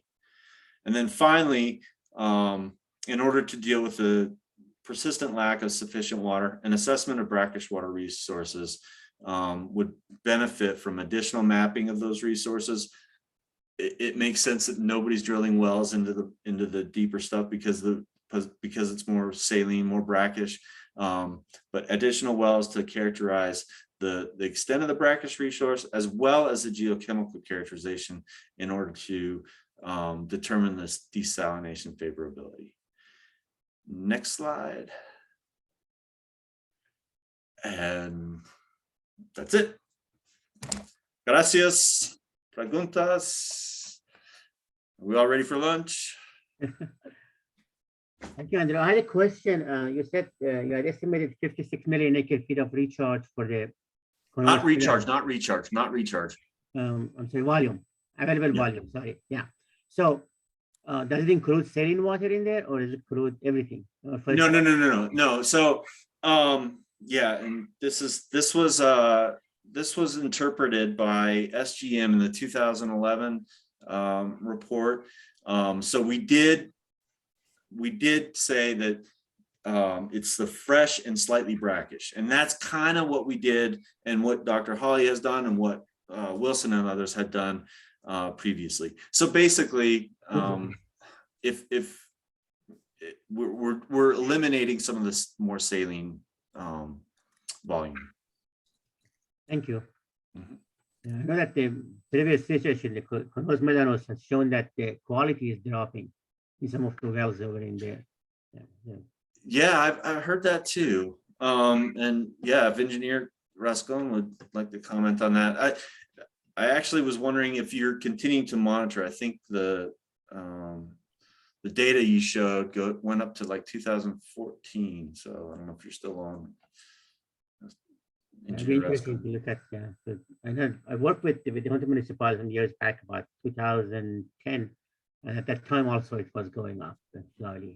So they are probably putting water from lower layers and lower quality. That's an issue. That's another area of research. Yeah. Any question? Any other question? If there is anything on the chat, Might be checking the chat. yeah, there is. Yeah, look at the chat and see if there's any question. I don't see any question there. So. See, I'm not seeing any other questions in the chat. I have one. Yes. May I? Actually, I wrote one already on the chat, but you didn't see it. That's okay. They're related.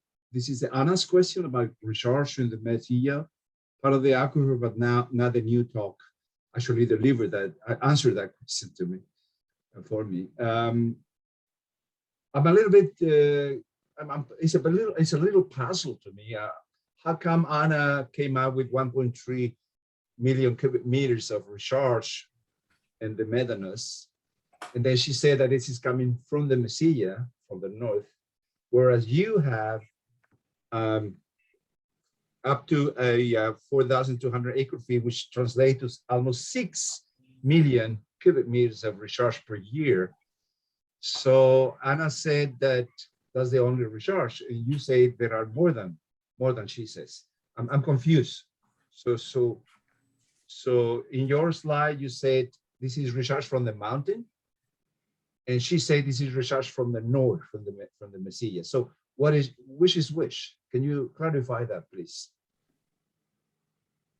This is Alfonso Rivera, by the way. I'm sorry. No worries. Yeah, I don't think Anna said. This is me right here. Yeah, right here. Yeah, I don't think Anna said it's coming from north. We don't know where it's coming from at this point. We know it's lateral recharge, but that's what Anna said. Anna, go ahead. Response to it. Well, she drew arrows coming from the border. As a potential. That's the north.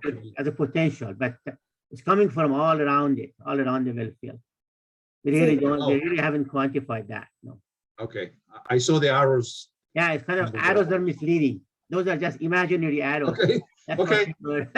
Fair enough. Fair enough. Yeah, they were imaginary. We don't know. We haven't figured that out. We haven't calculated that. So. Okay. One of the things she's planning to do is look at how much is coming from what direction. So that you haven't gone there yet.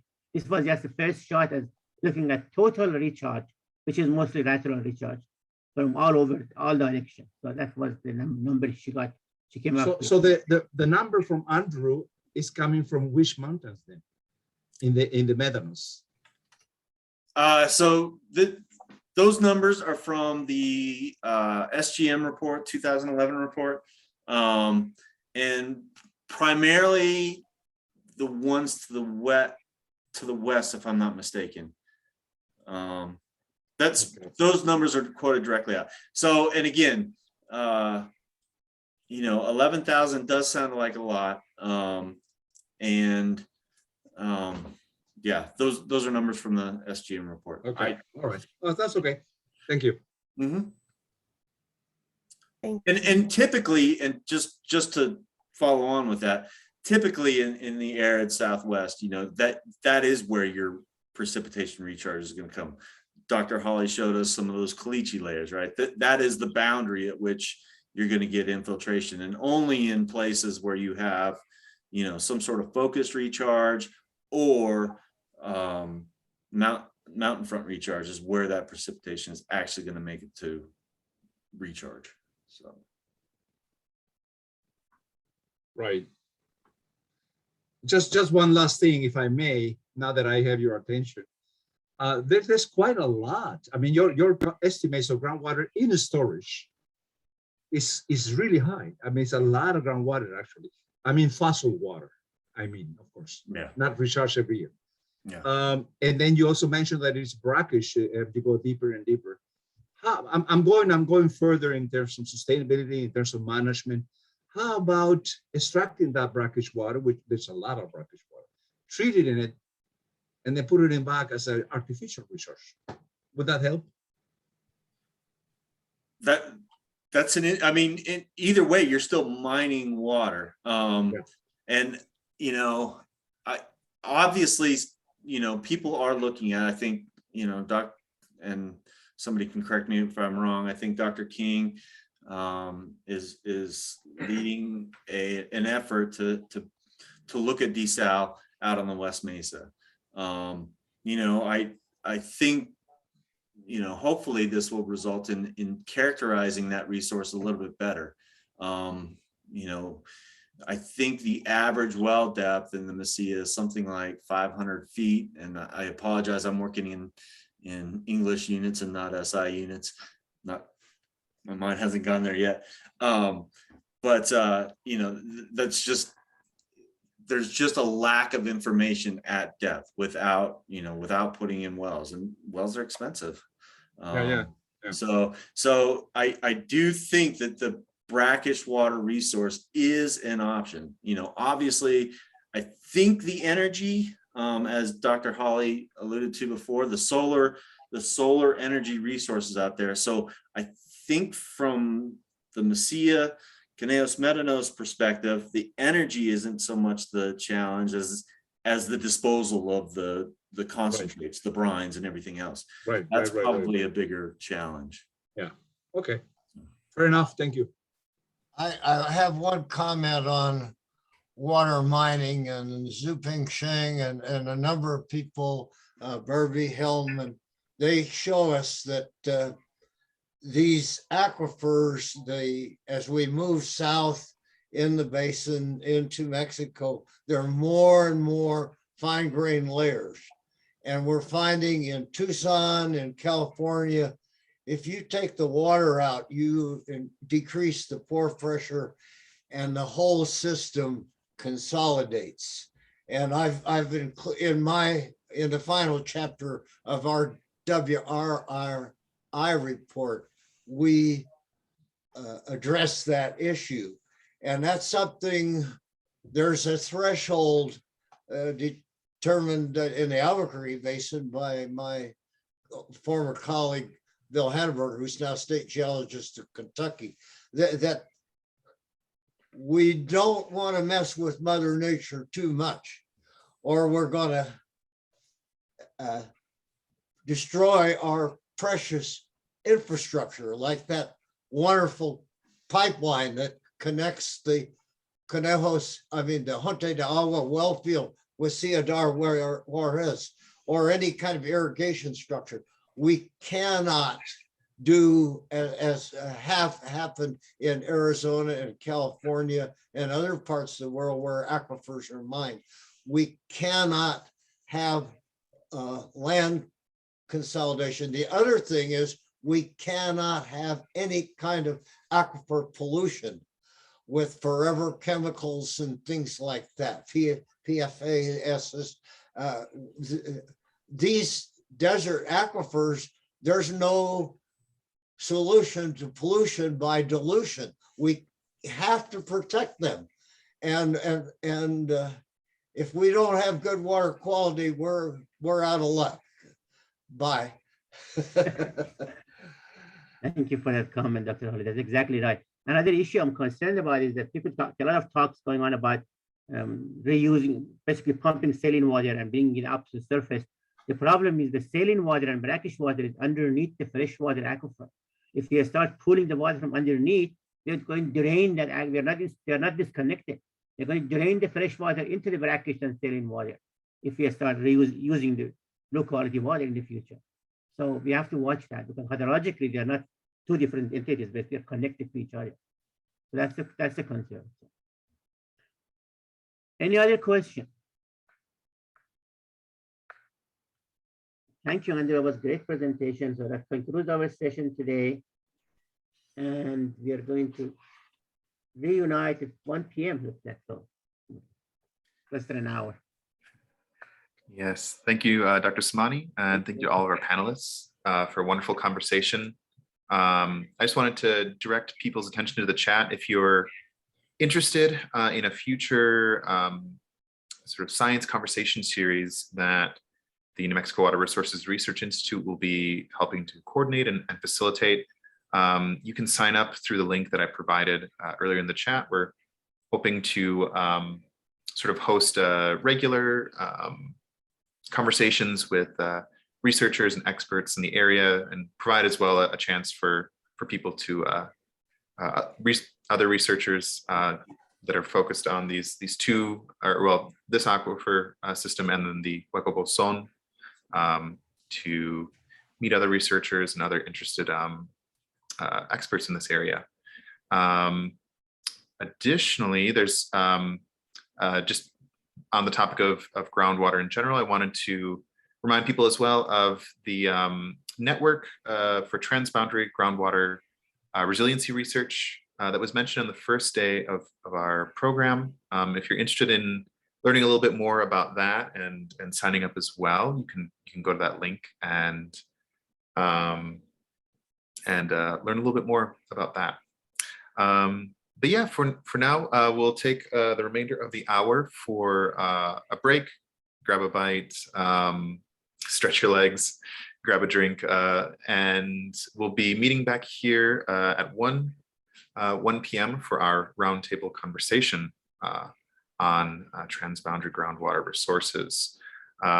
Before we begin that, we'll be doing our first prize drawing of the day for a set of, for some of those lithographs that I mentioned, as well as another set of those postcards of the Ezekiel Madres of Ciudad Juárez. So be back here for that, and we'll be doing a final drawing again later at the end of the day. But anyways, take care, and we'll see you all back here in just a little under 40 minutes.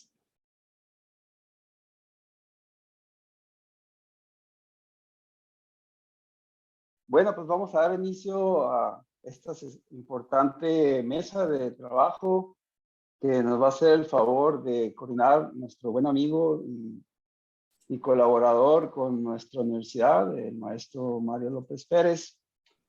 Y voy a permitirme leer su resumen biográfico de su carrera profesional. Mario Lopez has 40 years of experience in the field of water, especially in water and sanitation, climate change, integrated water resource management, legislation on water, water planning, administration of water rights, integrated management of droughts and floods, water, energy, environment nexus, green infrastructure, and transboundary basins and aquifers. He has been a speaker, panelist, moderator, and organizer of events such as World Bank Water Weeks, Rio Plus 20, six World Water Forums, World Water Weeks, and conferences of UNFCCC, COP, RAMSAR, IHP, UNESCO, among others. He holds a Master's of Science degree from Reading University in Pedology and Soil Survey. So it's a great honor to introduce you to our moderator of this panel of experts on the issues of groundwater. So Mario, it's all yours. Thank you for your collaboration. Thank you, Alfredo. It's a great honor to moderate this session. I'm delighted to participate with the universities, with the joint universities. And let me introduce our panelists. I would like to thank all of them to participate, to have accepted the mechanics that I proposed to them of making some questions, specific questions, tough questions, I think, that they can elaborate on. And let me present first Dr. Sharon Meglot.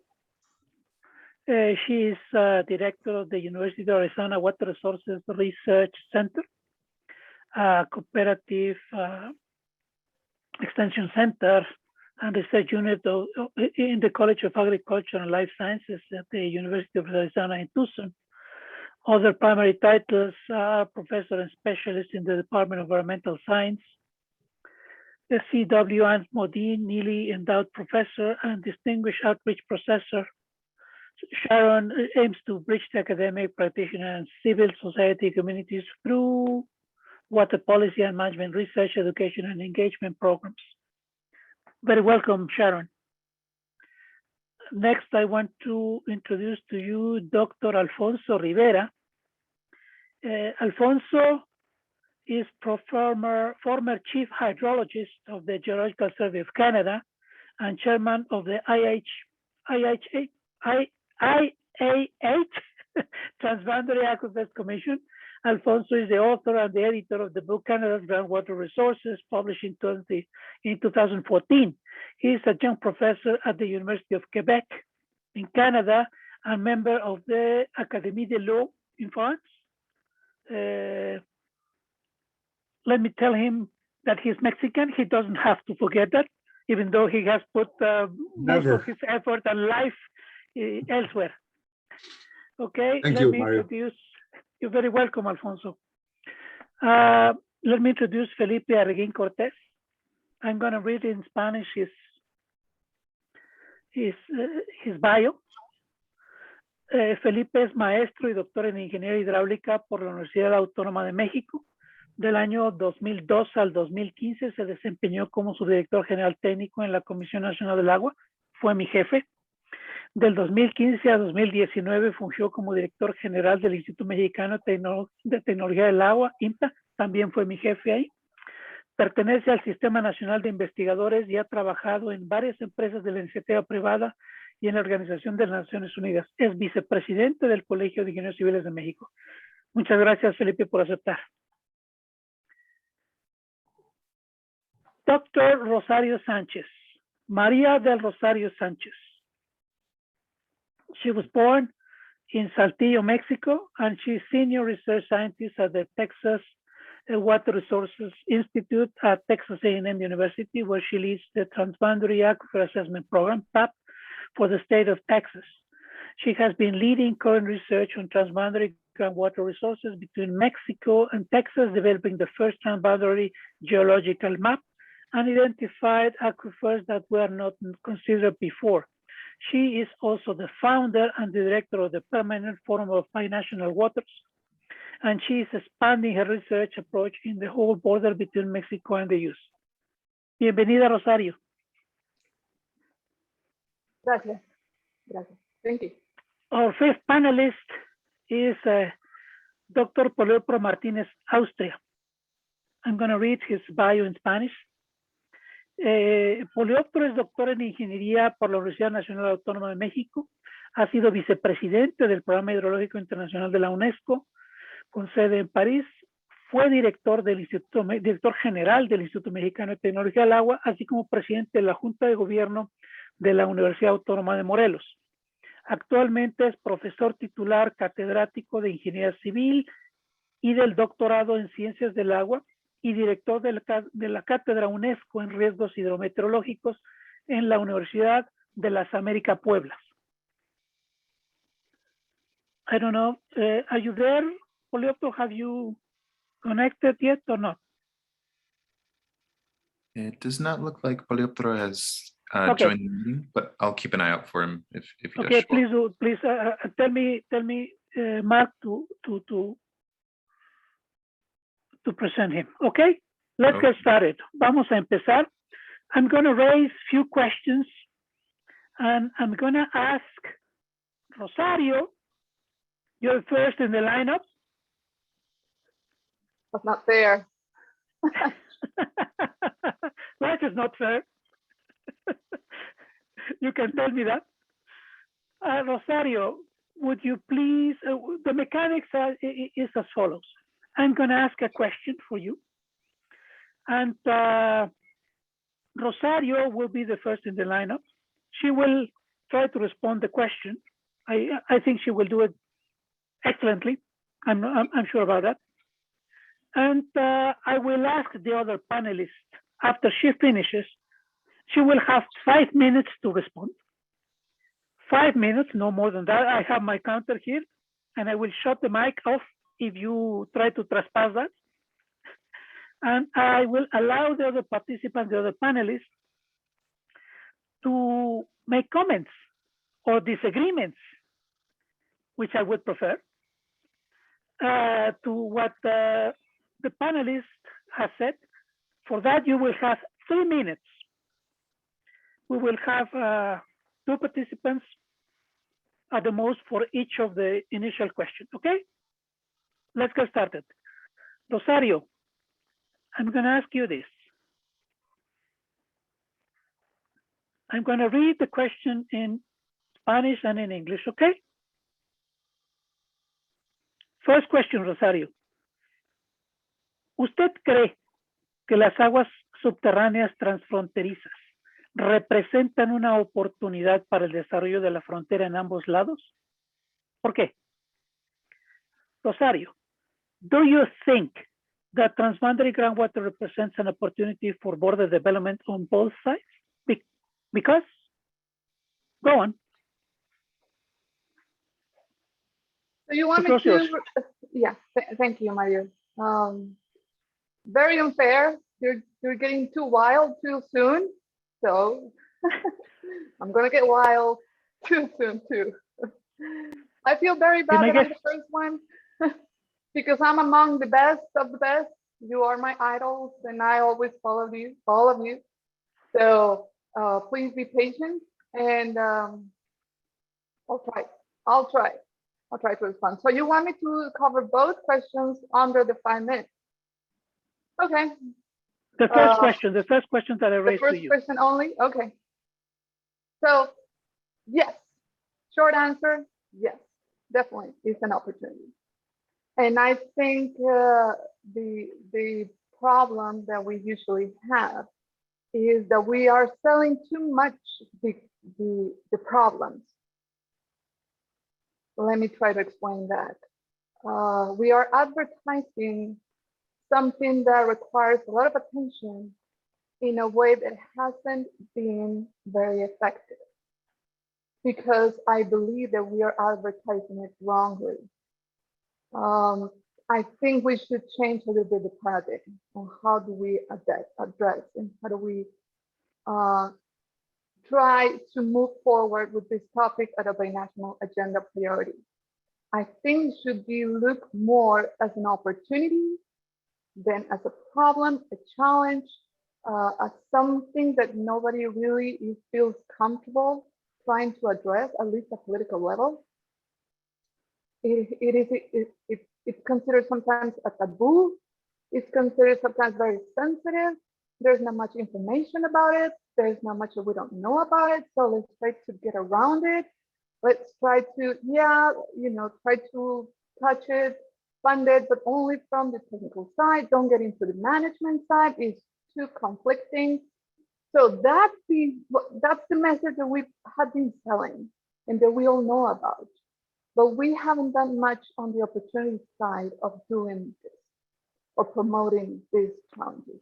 So I was thinking about this morning, very early, because my kid was up very early, and he was at 4 a.m. singing. He didn't care about, it was 4 a.m. in the morning. He didn't have any plans, and that, that inspired me to think that we need to change the way we think about promoting or trying to get this topic into the binational agenda as an opportunity for both countries to do something that will benefit both countries at the same time.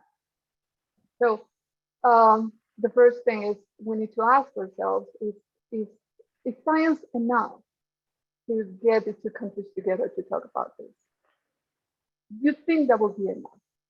My answer is no, science is not enough. And science will never be enough anyway for scientists like me. Do we need knowledge about transboundary aquifers to get people together and do something? yeah, you might think we need knowledge, but that's not going to be the deal. That's not going to bring people together, actually, looking for a deal. So what do we want to say? What do we want to sell? To whom? For what purpose? So that's kind of the questions that I want to raise here at this kind of opening discussion. My thinking, and I said this in the beginning of the conference, is not enough to be right. So we all know what the problem is, but it's not enough. We need to be effective. We need to be doing something and promoting something that is really attractive. And the attraction part of this issue has not been the challenges, has not been the complexities, which are all true, has not been the issues, has not been what we are missing. It has to be the opportunity side of it. So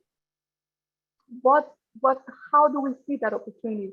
What do we need to look for to make it look as an opportunity, right? How do we sell this as an opportunity? Well, groundwater, in contrast with surface water, it has a lot of potential to bring people together, because since we don't know how much is in there, the power asymmetry between the two countries, and not just between US and Mexico, because this really applies all over the world, it tends to balance with water asymmetry.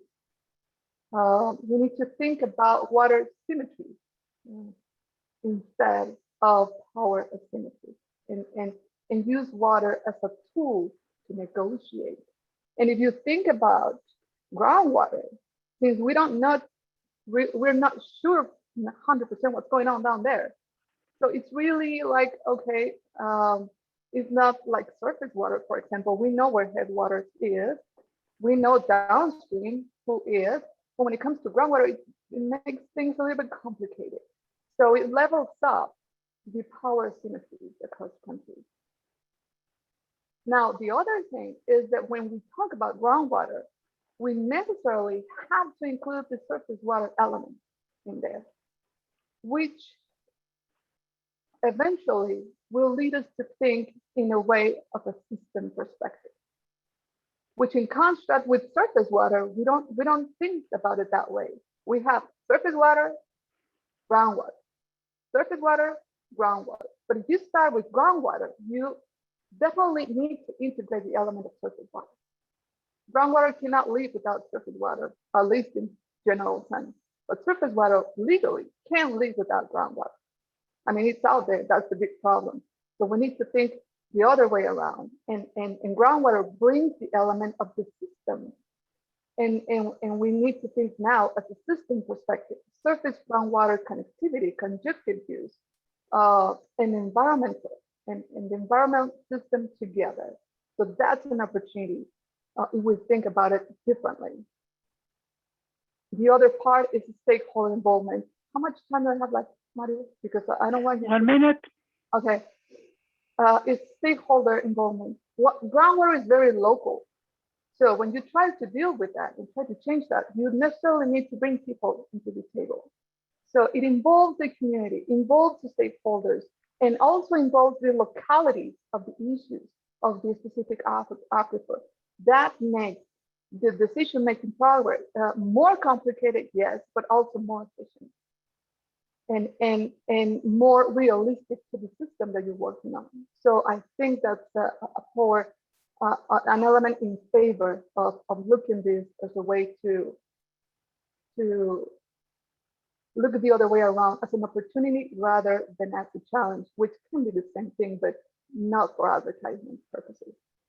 So quickly, wrapping up, I think about baking a cake, and I compare that to try to negotiate groundwater at the national level. You need to prepare the ground. What cake? Who will eat it? What are your baking experience? What ingredients? What are you missing? Do you have doubts? Ask. Clear instructions. Do not assume. Plan and follow a step process, starting with step 1. And what is step 1? It's not data. It's not science. Step 1 is trust. So we need to start working on communicating effectively. And those are the two words that I want to leave out there. Of course, we need science. Of course, we need data, but we're never going to have enough. But trust is something that we need to work. If we can't get over, we can't be able to do absolutely anything without that element. So once you start adding ingredients, snowball effect, you start adding more stuff into your cake, right? It gets complicated, as complicated as you want it to be. And then you put it in the oven, and then you have to be patient. And then you have to follow up, right? What's going on with my cake that I put it together? And then you have to taste it. Do you like it? Will you do it again? Will you share it? Do you have to correct? How do you assess? All that, I think about it when I'm baking a cake. Thank you. And Thank you, Transboundary Rosario. groundwater resources. Thank you, Rosario. Very insightful thoughts you had very early today. And I now understand why you couldn't sleep. Lots of issues. It was my kid. He inspired me at 4 a.m. to think about groundwater. So what can I say? Okay, great. Felipe, ¿cuáles son tus comentarios en relación con el tema? ¿Estás de acuerdo? Buenas tardes a todos otra vez. Bueno, primero que nada, aclarar que no he sido jefe de Mario. He sido colega y es mi amigo, un gran amigo, ¿no? Lo aprecio muchísimo. Muchas gracias a todos y en particular a ti, Mario, por invitarme a esta participación. Yo coincido totalmente con Rosario en dos sentidos, de que las aguas subterráneas sí son una oportunidad y desde luego en que tenemos que hacer un manejo integrado del agua. Estoy viendo aquí, tengo al frente, lástima que no hubo la posibilidad de presentar diapositivas, pero si vemos el último reporte del monitor de sequía de América del Norte, pues podemos ver que la cuenca del río Colorado se encuentra en sequía excepcional y extrema prácticamente en toda la cuenca. Estoy hablando todavía de agua superficial, voy a lo de manejo integrado que plantea Rocío. Y si recordamos todavía hace meses los problemas que tuvo México para cumplir con el tratado internacional, precisamente porque la sequía era tan fuerte en nuestras cuencas que los escurrimientos realmente eran muy bajos. Entonces, tenemos un problema ahí, un problema que se ha reflejado ya en las presas. Si vemos las fotografías de la presa Hoover, pues son realmente preocupantes para todos nosotros. Y vamos, son tan preocupantes que pues ya tuvo que aplicarse el acuerdo que tuvimos ahí en algún momento con la disminución de agua para cada uno de los países y bueno, para cada uno de los estados de Estados Unidos y obviamente para México. Todos veíamos lejano ese día, pues no, ya está aquí, ¿verdad? Pero lo peor de todo esto, si lo sumamos, pues lo que vemos es que los pronósticos a mediano y largo plazo son realmente catastróficos. Se acaba de publicar, todos habrán visto ya el sexto informe del cambio climático, la parte física del IPCC, en donde, entre otras cosas, nos dicen, ustedes los humanos son los culpables, no se hagan, ¿verdad? Ahora sí está demostrado y con un nivel muy alto de confianza, que es como van evaluando cada una de las posiciones, pues nos están diciendo, va a haber más sequías. Va a haber otras cosas, pero ahorita estamos hablando de la escasez del agua, va a haber más sequías. Si a esto le hablamos el crecimiento poblacional de las ciudades fronterizas de uno y otro lado de nuestros países, y si sumamos la migración que está sucediendo en este momento, pues vemos que hay un problema muy grande de demanda de agua. Todas las proyecciones que hizo el IPCC a 1.5 grados, a 2 grados y a 4 grados sobre la temperatura que teníamos durante la época de la revolución industrial, pues se ve que vamos a tener muchos problemas con falta de agua. De ambos lados tenemos conocimiento más o menos los aprovechamientos subterráneos que tenemos del agua subterránea. Nos falta medición igual que la superficial, pero tenemos esta información. Si el de México conocemos bien, pues el acuífero de Valle de Mexicali, de San Luis Río Colorado, Nogales, la Mesilla, en fin, sabemos de esta información, pero tenemos muchas deficiencias que los quiero dejar para la siguiente pregunta. Yo simplemente quiero, así como conclusión, decir que proporcionalmente las aguas subterráneas pues pueden significar poco en volumen de las aguas superficiales, pero son estratégicas. Y son estratégicas pues porque están en los puntos que nosotros, ¿verdad?, las necesitamos, son estratégicas como reserva. Esto es muy importante. Si no administramos esa reserva, porque obviamente el agua superficial está sujeta a los cambios en las precipitaciones, en los escurrimientos, el agua subterránea no.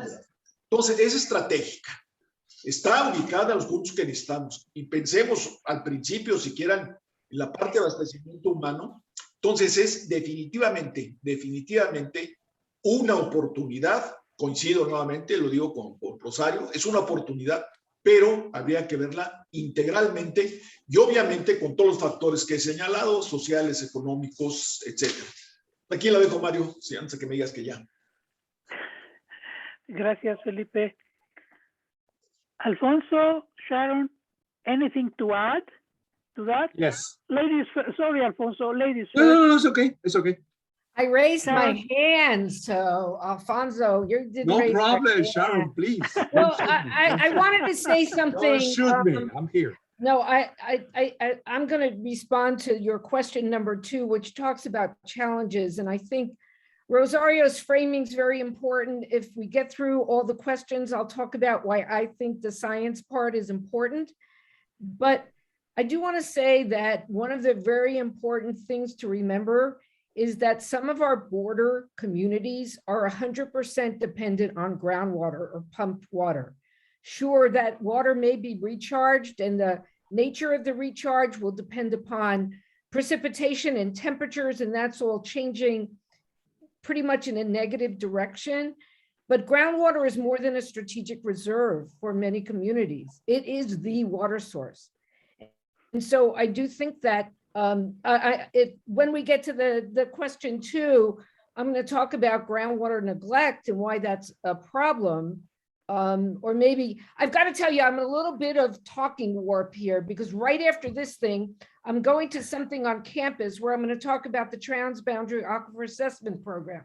And I talk about trust and getting to solutions, but that's not kind of where I am right now, because the way you phrase the questions, it's about challenges and obstacles. But I want to say I agree with Rosario, but groundwater is more than a strategic reserve. And we have to be very careful how we manage it. And the point about the cake, we'll probably end up using this through the day, is that maybe people have different tastes, or you have to know what goes in the recipe, and you have to know certain things before you bake the cake. So there's certain things you have to know before you can get to binational management. So I'll leave it at that. Thank you, Sharon. Thank you that you left your main comments in the second question because you are the second in the lineup. Okay.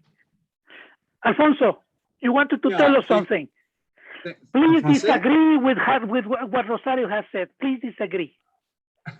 I retain 4 points out of what Rosario mentioned. 4. I agree with 3 and I disagree with 1. Great. Start with the disagreement.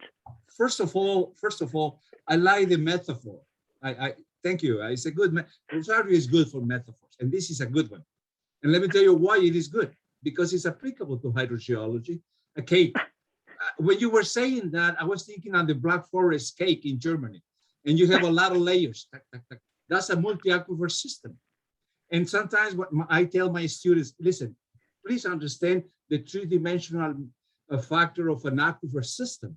It's not just one aquifer, etc. So just get a cake, cut it through the cross section, and you will see the different layers. And if you would put marmalade into it, it's like groundwater moving through. So I like your metaphor. That point, palomita, I agree. Second point I took. System perspective, definitely. Definitely. I also agree it's a system perspective, particularly you put it in the context of surface water and lakes and whatnot, ecosystem. And I can say a lot about it, but I won't. I just agree with you. I agree totally. Third thing, I disagree. You say something that actually bothered me a little. And I can tell you, I like you, I know you, there's nothing against you. You say surface water can live without groundwater, but groundwater cannot live with surface water. Oh boy. No way. No, I disagree. I mean, look, it is actually you cannot compare them because surface water is short-lived. You know how long it takes a surface water, a drop into the Great Lakes Basin between Canada and the USA to reach the ocean, the Atlantic Ocean? It takes 7 days, 7 to 10 days to travel around 3,000 kilometers.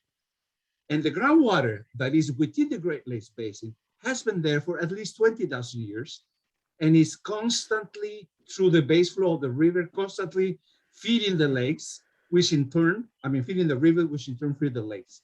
So there's no way, there's a much groundwater and it has been living without surface water because we leave ice glaciers in the last 20 years. I leave it at that. I disagree. They are both important, of course, but they can live without it, especially groundwater without surface water. The last thing I also agree with you is when you're talking about being an opportunity, definitely. But I thought that you were going to say something more concrete. I thought you were going to give us an example of like economic opportunity, scientific opportunity, a social opportunity, or another one, a type of opportunity. I was thinking, because you are the leader here, I was thinking that you would tell us which opportunity, and then I would jump into it. Thank you. Rosario, you had the chance to respond if you like. Chance to get wild now. You got a chance to attack me later, no worries. Alfonso, you are right. Totally, I totally agree with you. And I probably didn't phrase it or frame it right. I was talking about the management of groundwater and surface water. So that's what I meant legally. Legally, they live separate, right? I totally understand the physics, and that's part of the problem, but also the opportunity. So management, in the management perspective, they are separate. But whenever we get, or whenever that happens, that we sit and we talk about management of groundwater at binational level, we will definitely, we won't be able to do it without integrating the surface water element. And that's a good thing for both. Yeah, okay. Is that more clear? Okay. Oh, absolutely, fair enough. Okay. I was talking about the management of it. Okay, so okay. Right. I totally agree with you. I don't want you to get the impression that I don't know anything about the water cycle. You do. Great. Okay. And the second point, opportunity, just quickly. Okay. Everything at binational. It's an opportunity to improve the water relationships between Mexico and the US. This leaves me the opportunity to ask the second question to Sharon. She's the second in the lineup. Sharon, what is the biggest challenge for the groundwater on the Mexico-US border? Okay, well, thank you for the question and thank you for providing it in advance. And like Felipe, we're not using slides, so I actually wrote my response and I'm going to share it with you. So let me say a few things. And the question has challenge. You're not asking for solutions. Later on, you're asking for solutions. We'll talk about those. So first off, I'm obviously answering this from a perspective of someone from the US, and these views are my personal views. I'm drawing on my work on groundwater management and groundwater governance, which does not focus only on the border, but it is informed by work on the US-Mexico border as well as other areas of the world. In one way or another, I've been actively involved in transboundary aquifer assessment efforts since 2006. So just a couple of things about kind of the setting. And I think this group knows it, but bear with me. Groundwater management in the US is highly decentralized, with the states having jurisdiction that they exercise differently. Regulatory frameworks differ by state and often by regions within states. So we have a mosaic of approaches to managing this local, I'm agreeing there, it's very local and it's also invisible water resource. And this governance situation in the US is different from Mexico. And I would argue the US situation is more decentralized than even in the European Union, but that's a discussion for another day.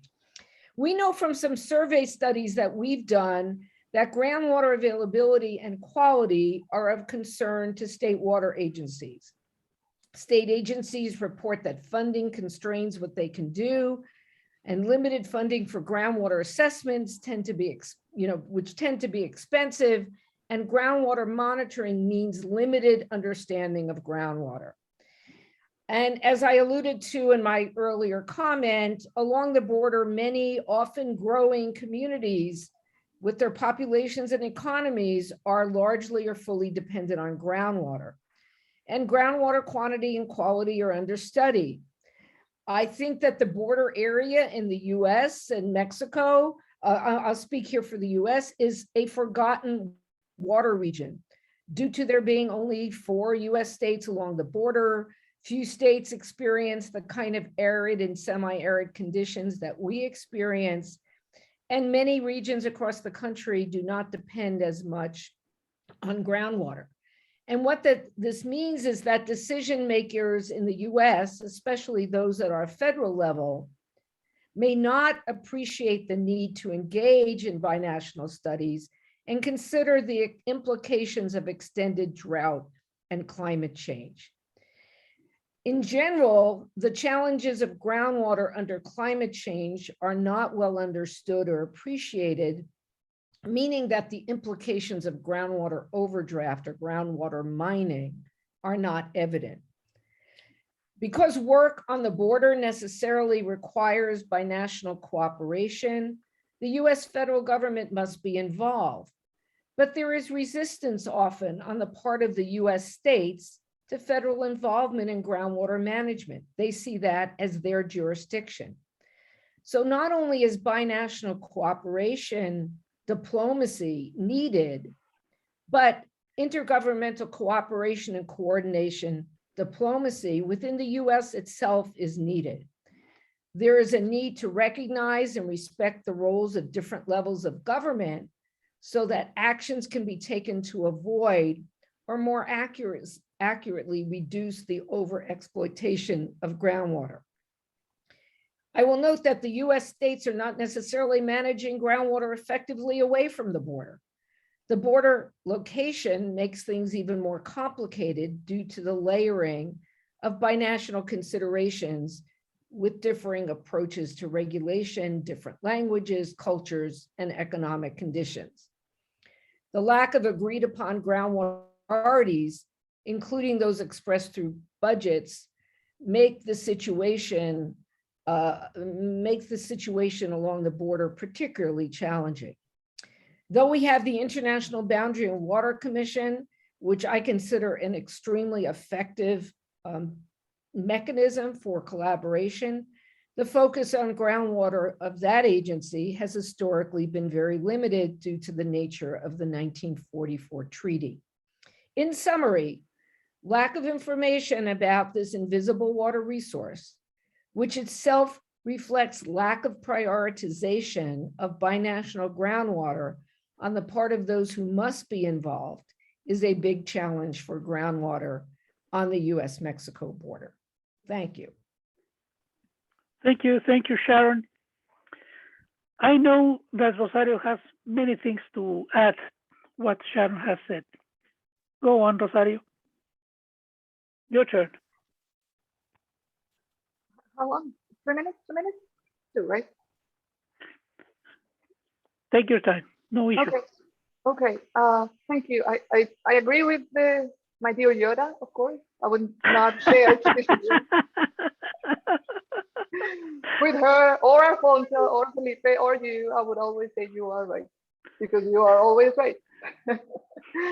But I will probably highlight some of what she said, and I think it's important to retake. And that those are the points that I will take to my kids or tomorrow. The diplomacy part, the science diplomacy here. It was addressed at the beginning of the conference. It was kind of, mentioned throughout the conference. I think we need to give attention to that point. I've searched and I've been looking for research related to this concept. And it started evolving, climate change. We need scientists to be diplomats, right? In order to try to translate the complexity of the physics system to a lay audience out there that might not be able to understand. And let's face it, it's hard to understand groundwater. It's hard to understand climate. And the challenges that we have today out there in the world are very complex, scientifically speaking. So the challenge is not just the science itself, it's how to communicate that science to the communities, specifically US-Mexico border, to communities, and have them understand what's going on and take some kind of responsibility. I think scientists have to have more responsibility on how to communicate science. And that's where the science diplomacy comes in. We need to understand and we need to be able to lower down or to translate, I don't know what's the right word, to be able to communicate effectively, again, communicate effectively what we want to say to the communities in order to, what the other point that Sharon mentioned, the lack of prioritization of this issue on the binational agenda. I think a lot has to do with the science not being properly disseminated, communicated, understandable, assessed in a way that it's being effectively absorbed or assessed by the public or the policy makers. I think we have a lot of responsibility there. I mean, I've read a lot, science, policy, interface, how to bridge those in, and then a lot of the politicians, they do whatever they do. They want at the end of the day, and they don't listen to scientists. We see all these kind of arguments all the time. But then when I read even my own publications, I hardly understand myself. Really, I mean, after a couple of years, go back to read it. I mean, you guys will understand yourself, of course, but it's hard to understand and how to get somebody getting involved in something so complex, but at the same time, so important that needs to be integrated in the binational agenda. We need to change a little bit the language and the way we transmit the messages. So I guess I'll leave it that and leave voice to get down to the other panelists. Felipe, Alfonso, anything to add? A lot of things to add. If I may, it's just 1 minute. First of all, Sharon nailed it very nicely. I think she touched upon the top two. I will have top 4 challenges, but you did it quite nicely. First of all, the lack of information on groundwater, that's a high for me. Number 2, the lack of prioritization, as already Rosario alluded to, and I will add 2 others that are also challenges. Well, you already mentioned it. This is the multi jurisdictional issue of groundwater. And let's face it, this is not only between the USA and Mexico. You also have it within the USA. There have been laws in Mississippi against Missouri, I don't recall, or other places in the state against the state, and sometimes even within the same state. So that's clear. And then last but not the least is decentralized. And I always ask myself the question, what is best? To have a centralized government like in Mexico, who manages everything, or a decentralized government like in the Canada, we have similar to you in the USA? I really do not know the answer. But to me, that's a challenge. That's all, Mario. Thank you. Felipe, algo que agregar o no estar de acuerdo en lo que Sharon, Alfonso y Rosario dijeron. Adelante. No, yo quisiera resaltar el gran reto que es dos administraciones tan diferentes. Es una administración estatal contra una administración federal del agua, y podríamos hablar más todavía de esa administración estatal, el Zoom que se pudiera hacer, ¿no? Entonces, esto es un gran reto. ¿Cómo nos comunicamos? No lo vamos a cambiar. ¿Cómo nos comunicamos para poder cambiarlo? Pero sobre todo ello está la base, y otra vez la base técnica, la base científica. O sea, no es posible que algunas instituciones de Estados Unidos reconozcan que hay 8 acuíferos o 20 acuíferos transfronterizos. La Comisión Nacional del Agua, digamos, hablo como México, que tenemos 36, el ISAR dice que tenemos 11. Entonces, no estamos de acuerdo. ¿Cómo podemos siquiera conocer nuestros acuíferos con un acuífero conjunto? Yo creo que empezamos por la base técnica, y eso lo dejaré en la última pregunta, ¿verdad? Pero ese es un gran reto. Podemos estar de acuerdo con tipo de administración, pero ¿sobre qué hablamos? ¿Sobre cuál acuífero hablamos? Esas son las preguntas. Yo lo dejaré ahí y lo retomo en la última pregunta, Mario. Thank you, Felipe. I'm going to challenge you all, but not for answering the question that I will raise, but in order to think about it, do we need?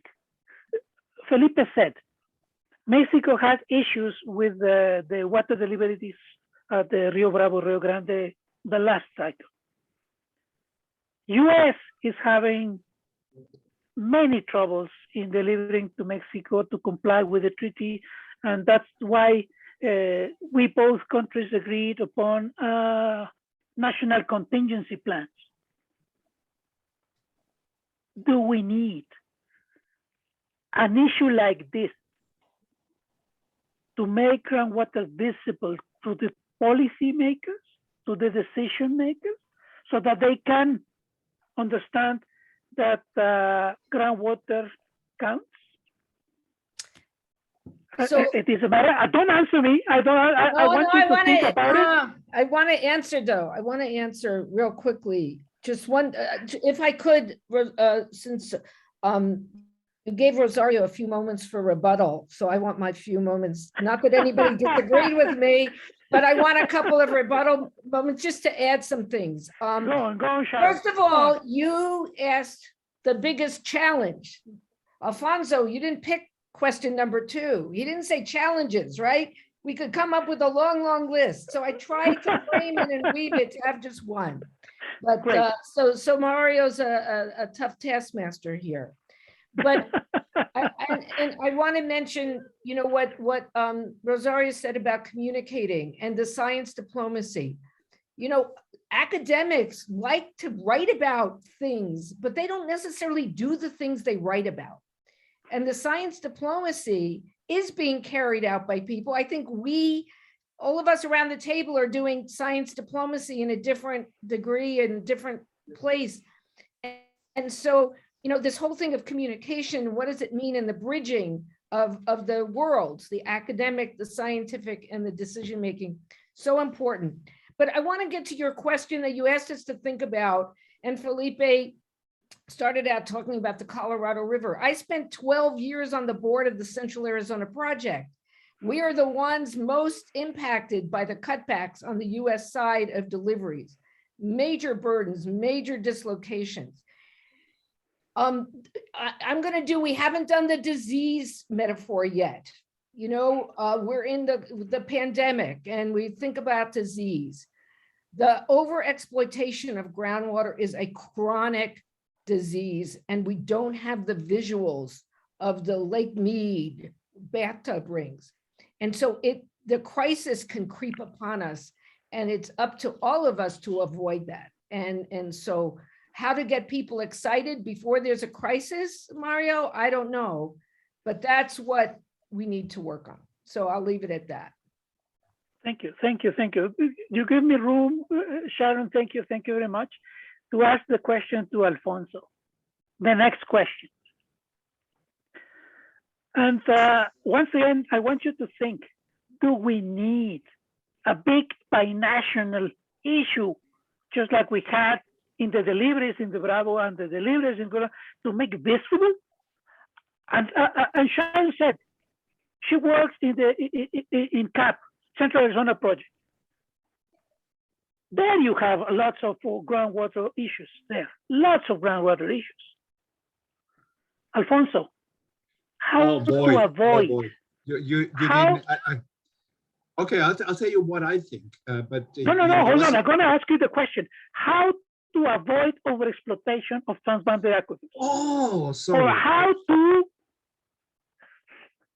highlight the overexploitation to make the groundwater visible, and the decision makers take into consideration that it is important to fund.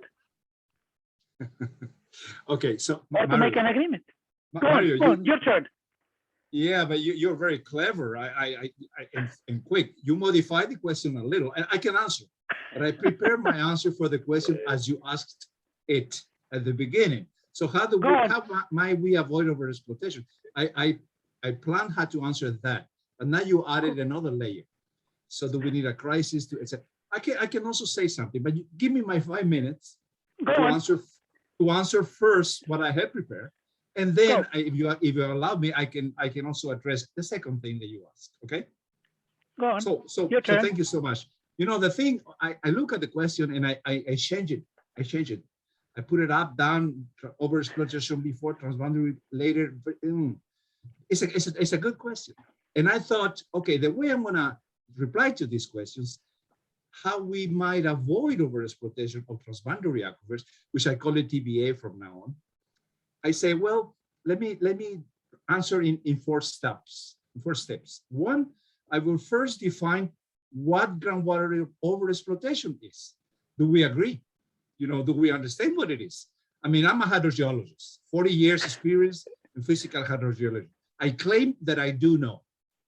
But then when I talk to people, and some good professors, etc., then apparently they don't know, or maybe I don't know. So I say, let me begin with this, and then I will describe that complexities of overexploitation are actually exacerbated, if I may say that, in transboundary aquifers.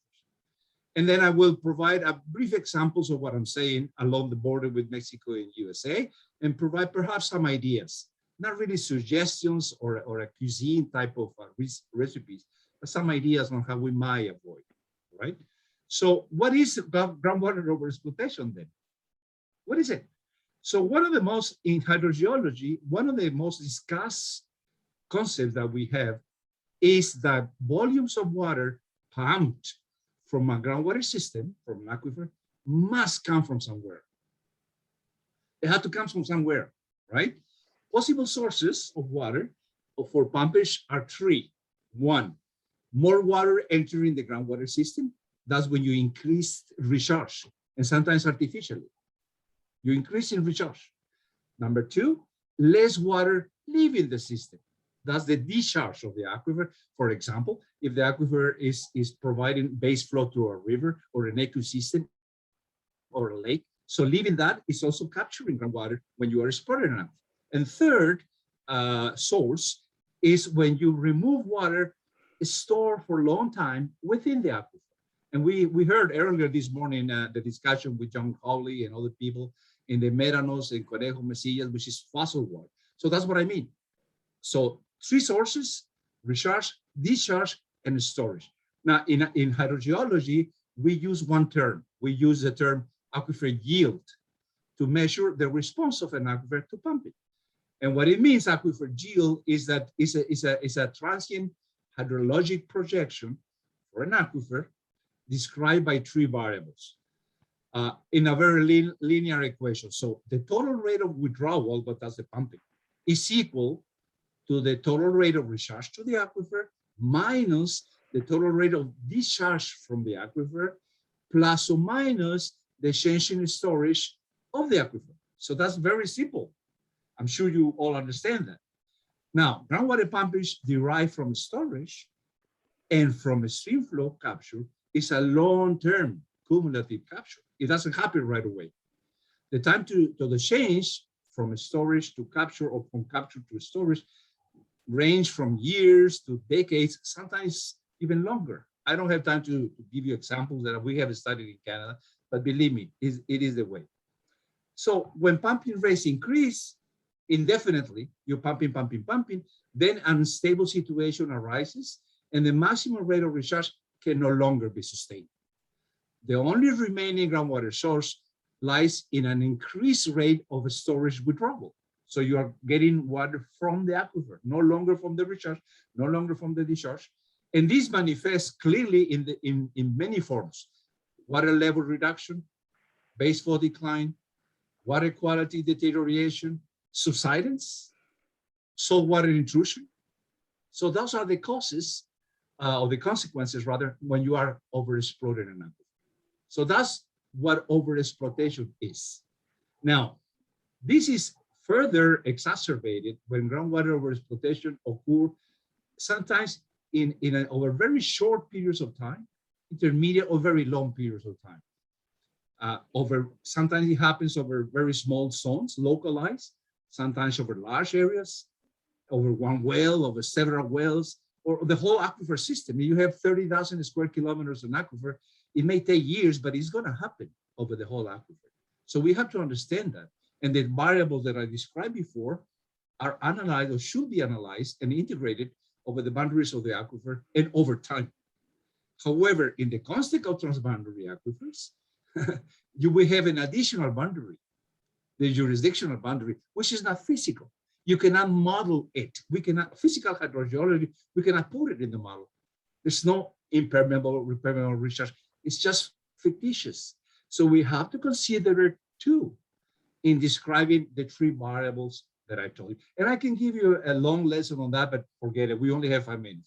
So my third point is, what about the aquifers along the Mexico-USA border? Are they really overexploited or not? Is it true? Well, look, I checked the data, and the most recent compilation of data is of the 11 transboundary aquifers that are recognized by the two countries under ISARM. And this data, or this set of data, is from 2010. So this over a decade old.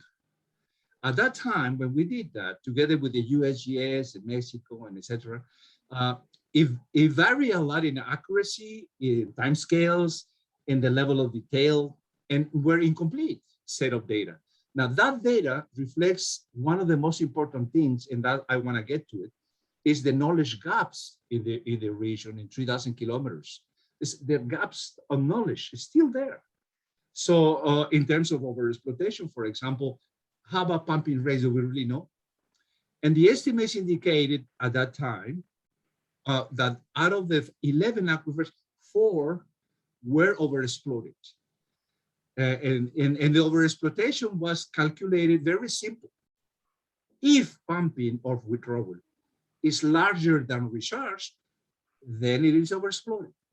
And 4 of them came out importantly. The San Diego, Tijuana, 6% of the extraction rates exceed the recharge. The lower Colorado River Basin, 33%. The Bolson Hueco Valle de Juárez, 500%. And by far, the worst of them all is the Conejos-Médanos Mesilla. Between 700% and 2,000% of the pumping exceeds the recharge. Actually, there's no more recharge. So of my 3 variables that I mentioned earlier, is the groundwater storage now happening? And you know the consequences. Now, I would like to say that the term overexploitation is a little bit based on a simple comparison, as I say. If pumping greater than recharge, then the TVA is overexploited. But this is largely oversimplified because the discharge from the aquifer was not considered, the change in storage was not considered, time and space scales were not considered. Further, those global estimates that we did more than 10 years ago do not clearly specify which side is overexploited, the Mexican part of the aquifer or the USA part of the aquifer, or the whole thing. You see, there's a lot of knowledge gap there. We understand what our water exploitation is, but is it really? Can we check that? I will complete now with my last point, and this some ideas, can we really avoid that? And this is not new, okay? What I'm saying is general. We see it in Mexico City. We see it in the Ogallala Aquifer. We see it in many parts of the world, in Thailand and so on and so forth. So it is difficult to determine with certainty whether the TBA are overexploited or not. And if they are, to what degree? So we have to know that before we take any measurement, before we take any management decision. So then it stands to reason that any measure plan to avoid groundwater overexploitation must begin with collecting data on each of the three variables that I described before, as a function of time and space, and as a function of the concerned jurisdictions, because these are transboundary. So determining the groundwater exploitation then and the level of groundwater sustainability, because they are linked, requires very detailed information on 3D nature of the aquifer and the dynamics of groundwater in space and time. Unfortunately, this information rarely exists. Thus, we need to increase data exchange and cooperation between jurisdictions in space and in time. And the effects of groundwater development may require many years to become evident. And politicians, and this is linked to your question now, politicians leave every 3 years or 4 years or 5 years at most. Our minister in Canada, and this is politics, I won't get into it, but he's been re-elected for another 5 years. So it's already 50 years with the same person. And groundwater takes much longer to be observed. And politicians are not, they're not patient. They want to know something quick. So we must continue collecting data. We must continue talking to each other, especially in the transboundary context. And we must understand if overexploitation is happening or not. And this is linked to the last question, which perhaps you're going to ask me again. Thank you. Thank you, Alfonso. Very, very polemic what you have said in terms of what is or what is not overexploitation. You said it right. Say, for example, in Mexico, you might say this aquifer is overexploited, but in terms of the US, it is not overexploited. It could be said, well, this is another issue, we have to discuss that. Sharon, Alfonso, Sharon, Felipe, Rosario, anything to add, to disagree with? Go on, Sharon. Your turn. So understanding that we're less than a half hour before the end and Felipe hasn't had a chance to answer his question, I'm just going to say a couple things about this question Alfonso just talked about, because that was the other one. If I had a chance, I would give some longer comments. But Alfonso made the point that you have a knowledge gap. Well, if I were to spend my 5 minutes, I would build up to the purpose of the Transboundary Aquifer program, Aquifer Assessment Program, is to fill some of these gaps. And it requires a long-term effort, it requires funding. And Alfonso, I have no idea if you'll be asked to review this paper, but just today a paper was submitted looking at water balances using a water balance model on the Mexican side of the Santa Cruz River aquifer. I'm a co-author on it. It's for our special issue, so I have nothing to do with the review of it. But the point is we're adding to the knowledge base. Over the course of this conference, you've had presentations. Unfortunately, I haven't been able to attend very many of them that have spoken to the increase in knowledge and study and work being done. Yeah, I saw them this morning. Very good. Yeah, and this is being done in, along the Rio Grande, Rio Bravo, but there's work going on along Arizona Sonora border and USGS and partners. And we're making progress. It's incremental progress because it's hard work.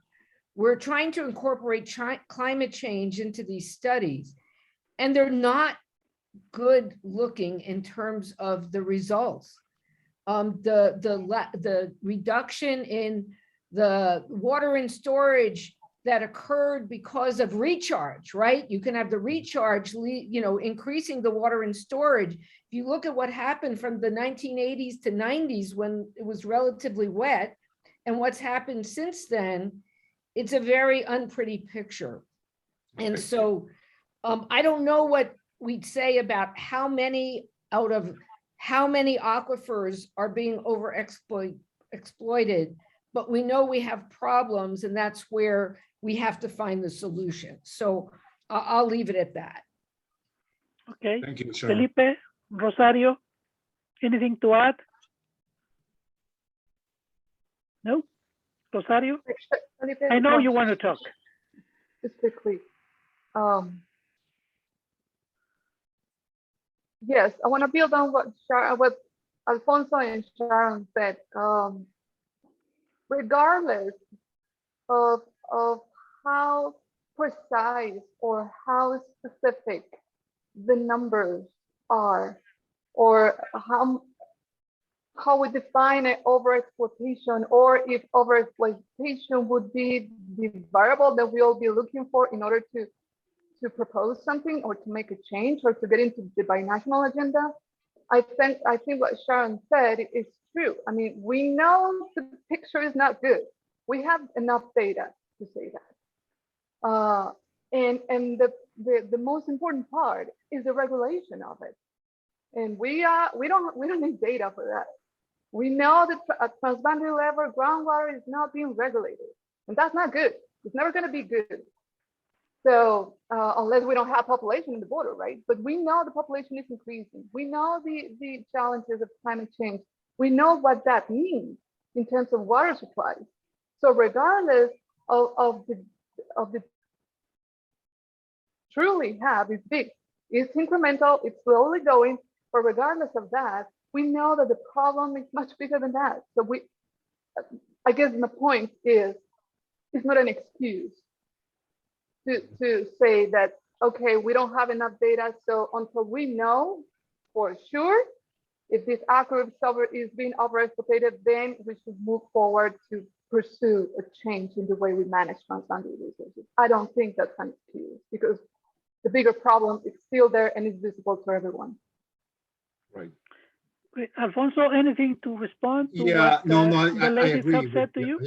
I agree with Rosario. I mean, and I'm sorry if the impression I left is that there is no overexploitation is wrong. There is, and I know. What I try to say is that perhaps at that time, 10 years ago, perhaps the four that I mentioned that are supposed to be overexploited, I say they are oversimplified. What I try to say with that is that perhaps they're even more overexploited than what we believe at the time, because the other variables were not considered. They only considered recharge. But what about discharge? What about changing storage? No. I do know that, Rosario, and definitely I agree with you. And the idea in hydrogeology, this is a physical or chemical science, and we have to be precise. We cannot just say overexploitation, we have to prove it. And what I was trying to say in the knowledge gap is not that we don't have data. Of course we do, but we have to put it together, and it is not done. And we have to analyze it, and we have to monitor constantly, because it takes time. And this morning I was very much pleased to hear Dr. Hawley, John Hawley, and I forgot the names, other people who presented the Conejos-Médanos and Mesilla aquifer, and they have a lot of data, and it's putting together nicely. And for example, fluxes across the border are not always calculated, and there is data to do that, but haven't done it. Maybe in a few places here and there. And Rosario, you know, we are trying to do that between our binational groundwater task force. We are trying to do that, etc. So no. I didn't mean to say that there's no overexploitation. There is. What I meant to say, let's calculate it with precision. Great. Thank you, Alfonso. That leaves me room for the question to Felipe. Sí, bueno, yo creo que si de ti dependiera, ¿cómo administrarías el agua subterránea fronteriza, transfronteriza? Si de ti dependiera. Sí, bueno, definitivamente lo haría desde la gestión integral del agua, entendiendo no integral solamente el manejo del agua superficial y subterránea, ¿no? Eso no es así. Integral, estoy diciendo todos los factores que había mencionado, económicos, sociales, etcétera. Y partiría, bueno, por una acta que ya tenemos. Hay que partir de algo. Y hay que darle fuerza legal a esto, que es el acta 242. Sí, tenemos establecidos, pues ya desde el 1973, esta acta en donde se estableció claramente la distancia, que eran 5 millas de uno y otro lado, hasta dónde, y qué cantidad de agua podríamos utilizar uno u otros países. Sí, algo ya tenemos ahí. Luego la otra parte, bueno, recuerdo que en aquel tiempo pues empezamos con mucho entusiasmo, porque tanto Estados Unidos como México pusimos algunas cantidades de dinero. México fue de la Conagua a través de la SILA, y fue la parte correspondiente de Estados Unidos, y empezamos con la búsqueda de esta compatibilidad, de ese conocimiento de nuestros acuíferos. Desafortunadamente eso, bueno, esos son proyectos que paró ahí, fueron 2 o 3 acuíferos en los que empezamos a trabajar, y esto no se quedó ahí detenido. Entonces, insisto, tenemos el acta 242, tenemos compromisos ahí hechos de uno y otro país. Digo, ¿por qué no empezar a revivir esto? Primero, siguiendo con la parte técnica, como ya comentaba, o sea, no es posible que un país diga, bueno, ni siquiera un país, ¿no? El SRAM, que reconoce 11 acuíferos y México 36. Sabemos todos por qué es esto, ¿no? Así nuestra definición, ni siquiera de acuíferos, son unidades geohidrológicas, ¿no? Que tienen que ver más que nada con los límites estatales que coincidan con la parte geohidrológica de los mismos. No son estrictamente los acuíferos como los conocemos tradicionalmente, pero ya habíamos iniciado ese esfuerzo. Existen cual sea otras instituciones que dicen, no, son 8 acuíferos, otros son 20. Bueno, necesitamos retomar esa base. Yo sí creo que tenemos que hacer el manejo integral. Tiene que haber muchos aspectos, tiene que llegar a la gobernanza finalmente, pero tenemos que trabajar en una base técnica, una base común en la cual podamos nosotros hablar. No podemos seguir de esta manera. Y desde luego que sí, creo que el nivel que tenemos ahorita ya de la explotación de nuestros acuíferos sí implica hacer una estrategia conjunta de seguridad hídrica. Otra vez, la seguridad hídrica es más allá del manejo de agua superficial, agua subterránea, para las dos cuencas, para la cuenca del Colorado y la cuenca del río Bravo. Tenemos que tener esas estrategias para hacer este programa de seguridad hídrica. Los elementos científicos, hay muchos temas, y aquí pues Alfonso sabe más de esto. Yo me quedé ahí con la pregunta del tintero sobre la recarga que él platicaba.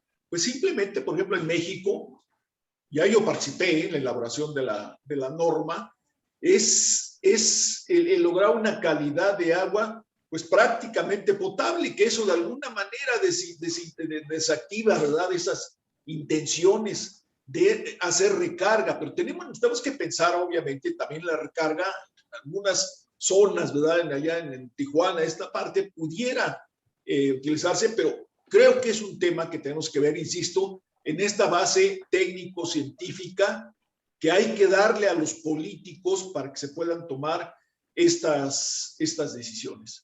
Y otro tema, pues, que no hemos tratado aquí, pues, ¿le entramos o no le entramos a desalar el agua de los acuíferos, sobre todo en el Bravo, ¿no?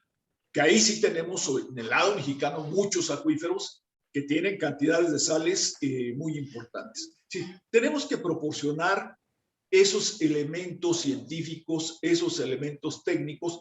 Todo lo demás son buenas intenciones, pero necesitan un soporte de ese tamaño. Claro, igual podríamos arrancar, ¿verdad? Como dice Rosario, no vamos a esperar a que estos se generen y no empezar ahora. Insisto, tenemos ahí el acta, tenemos que nos digan por dónde irnos, y podemos hacerlo.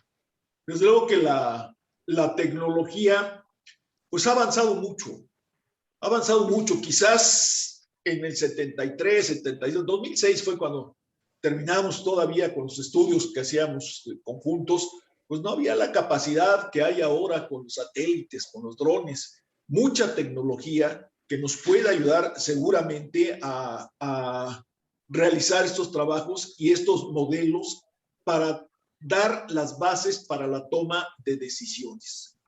Del lado de México tenemos el concepto de los COTAS, los comités técnicos de aguas subterráneas, que ahí está involucrado los usuarios, están involucrada la sociedad.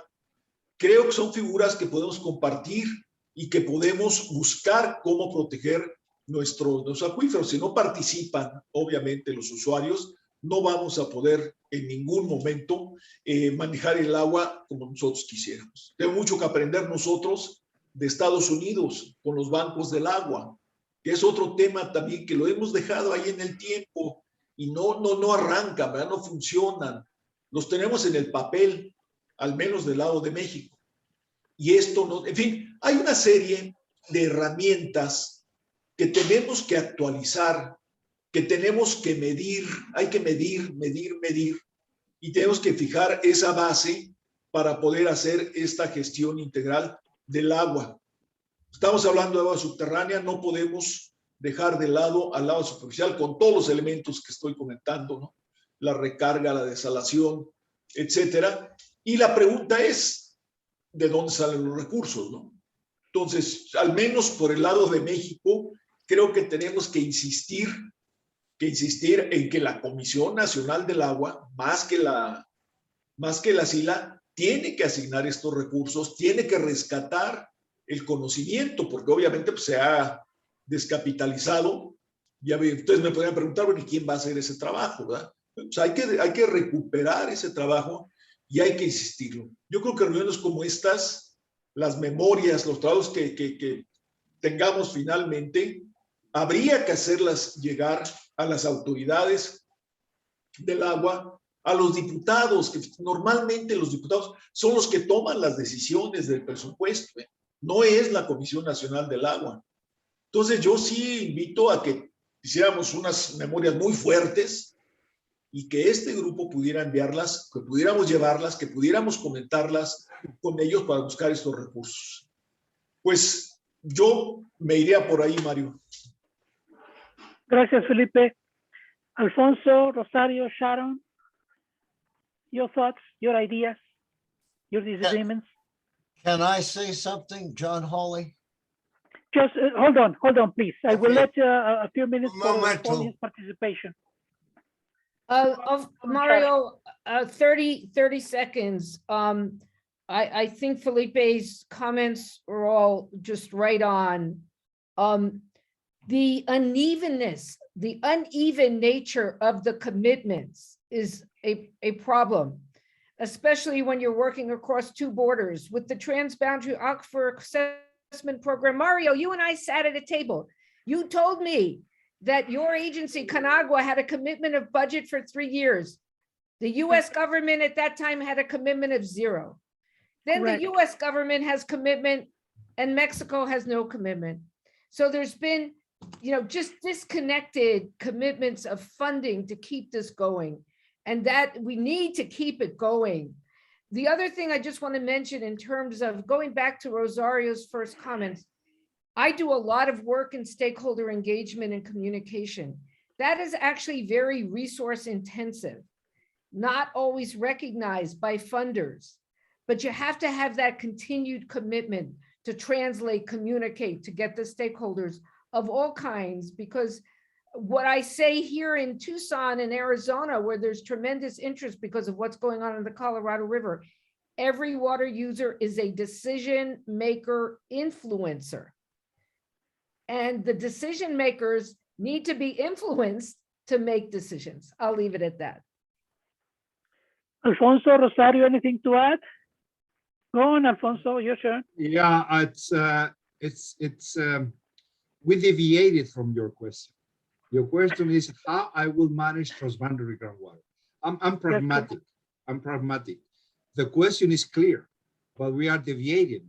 And we are a bunch of academic people here. And we talk and talk and talk and write papers. And they don't go far because management, particularly transboundary groundwater management, is not done by academia. We have ideas, we have models, we have things, but you have to influence politicians. You have to influence, the manager. I like what Felipe said about the integrated water resources management. Of course, and I've been involved with it. But already when you apply IWRA, integrated water resources management, when you apply it in one community, in one city, in one state, in one country, it's already complicated. It takes very long because integrated means everything, as the name goes. Now, imagine applying integrated water resources management in a transboundary context, particularly these two countries here. Personally, I'm sorry to say this, to disappoint you. Personally, I think it's impossible to apply integrated water resources management within a transboundary aquifer. Why? Because you have at least 6 jurisdictions involved: counties, municipalities, cities, states, and nations. How do you integrate all that? I mean, we have completely different things. So what I'm saying here is, and I like what you said, Mario,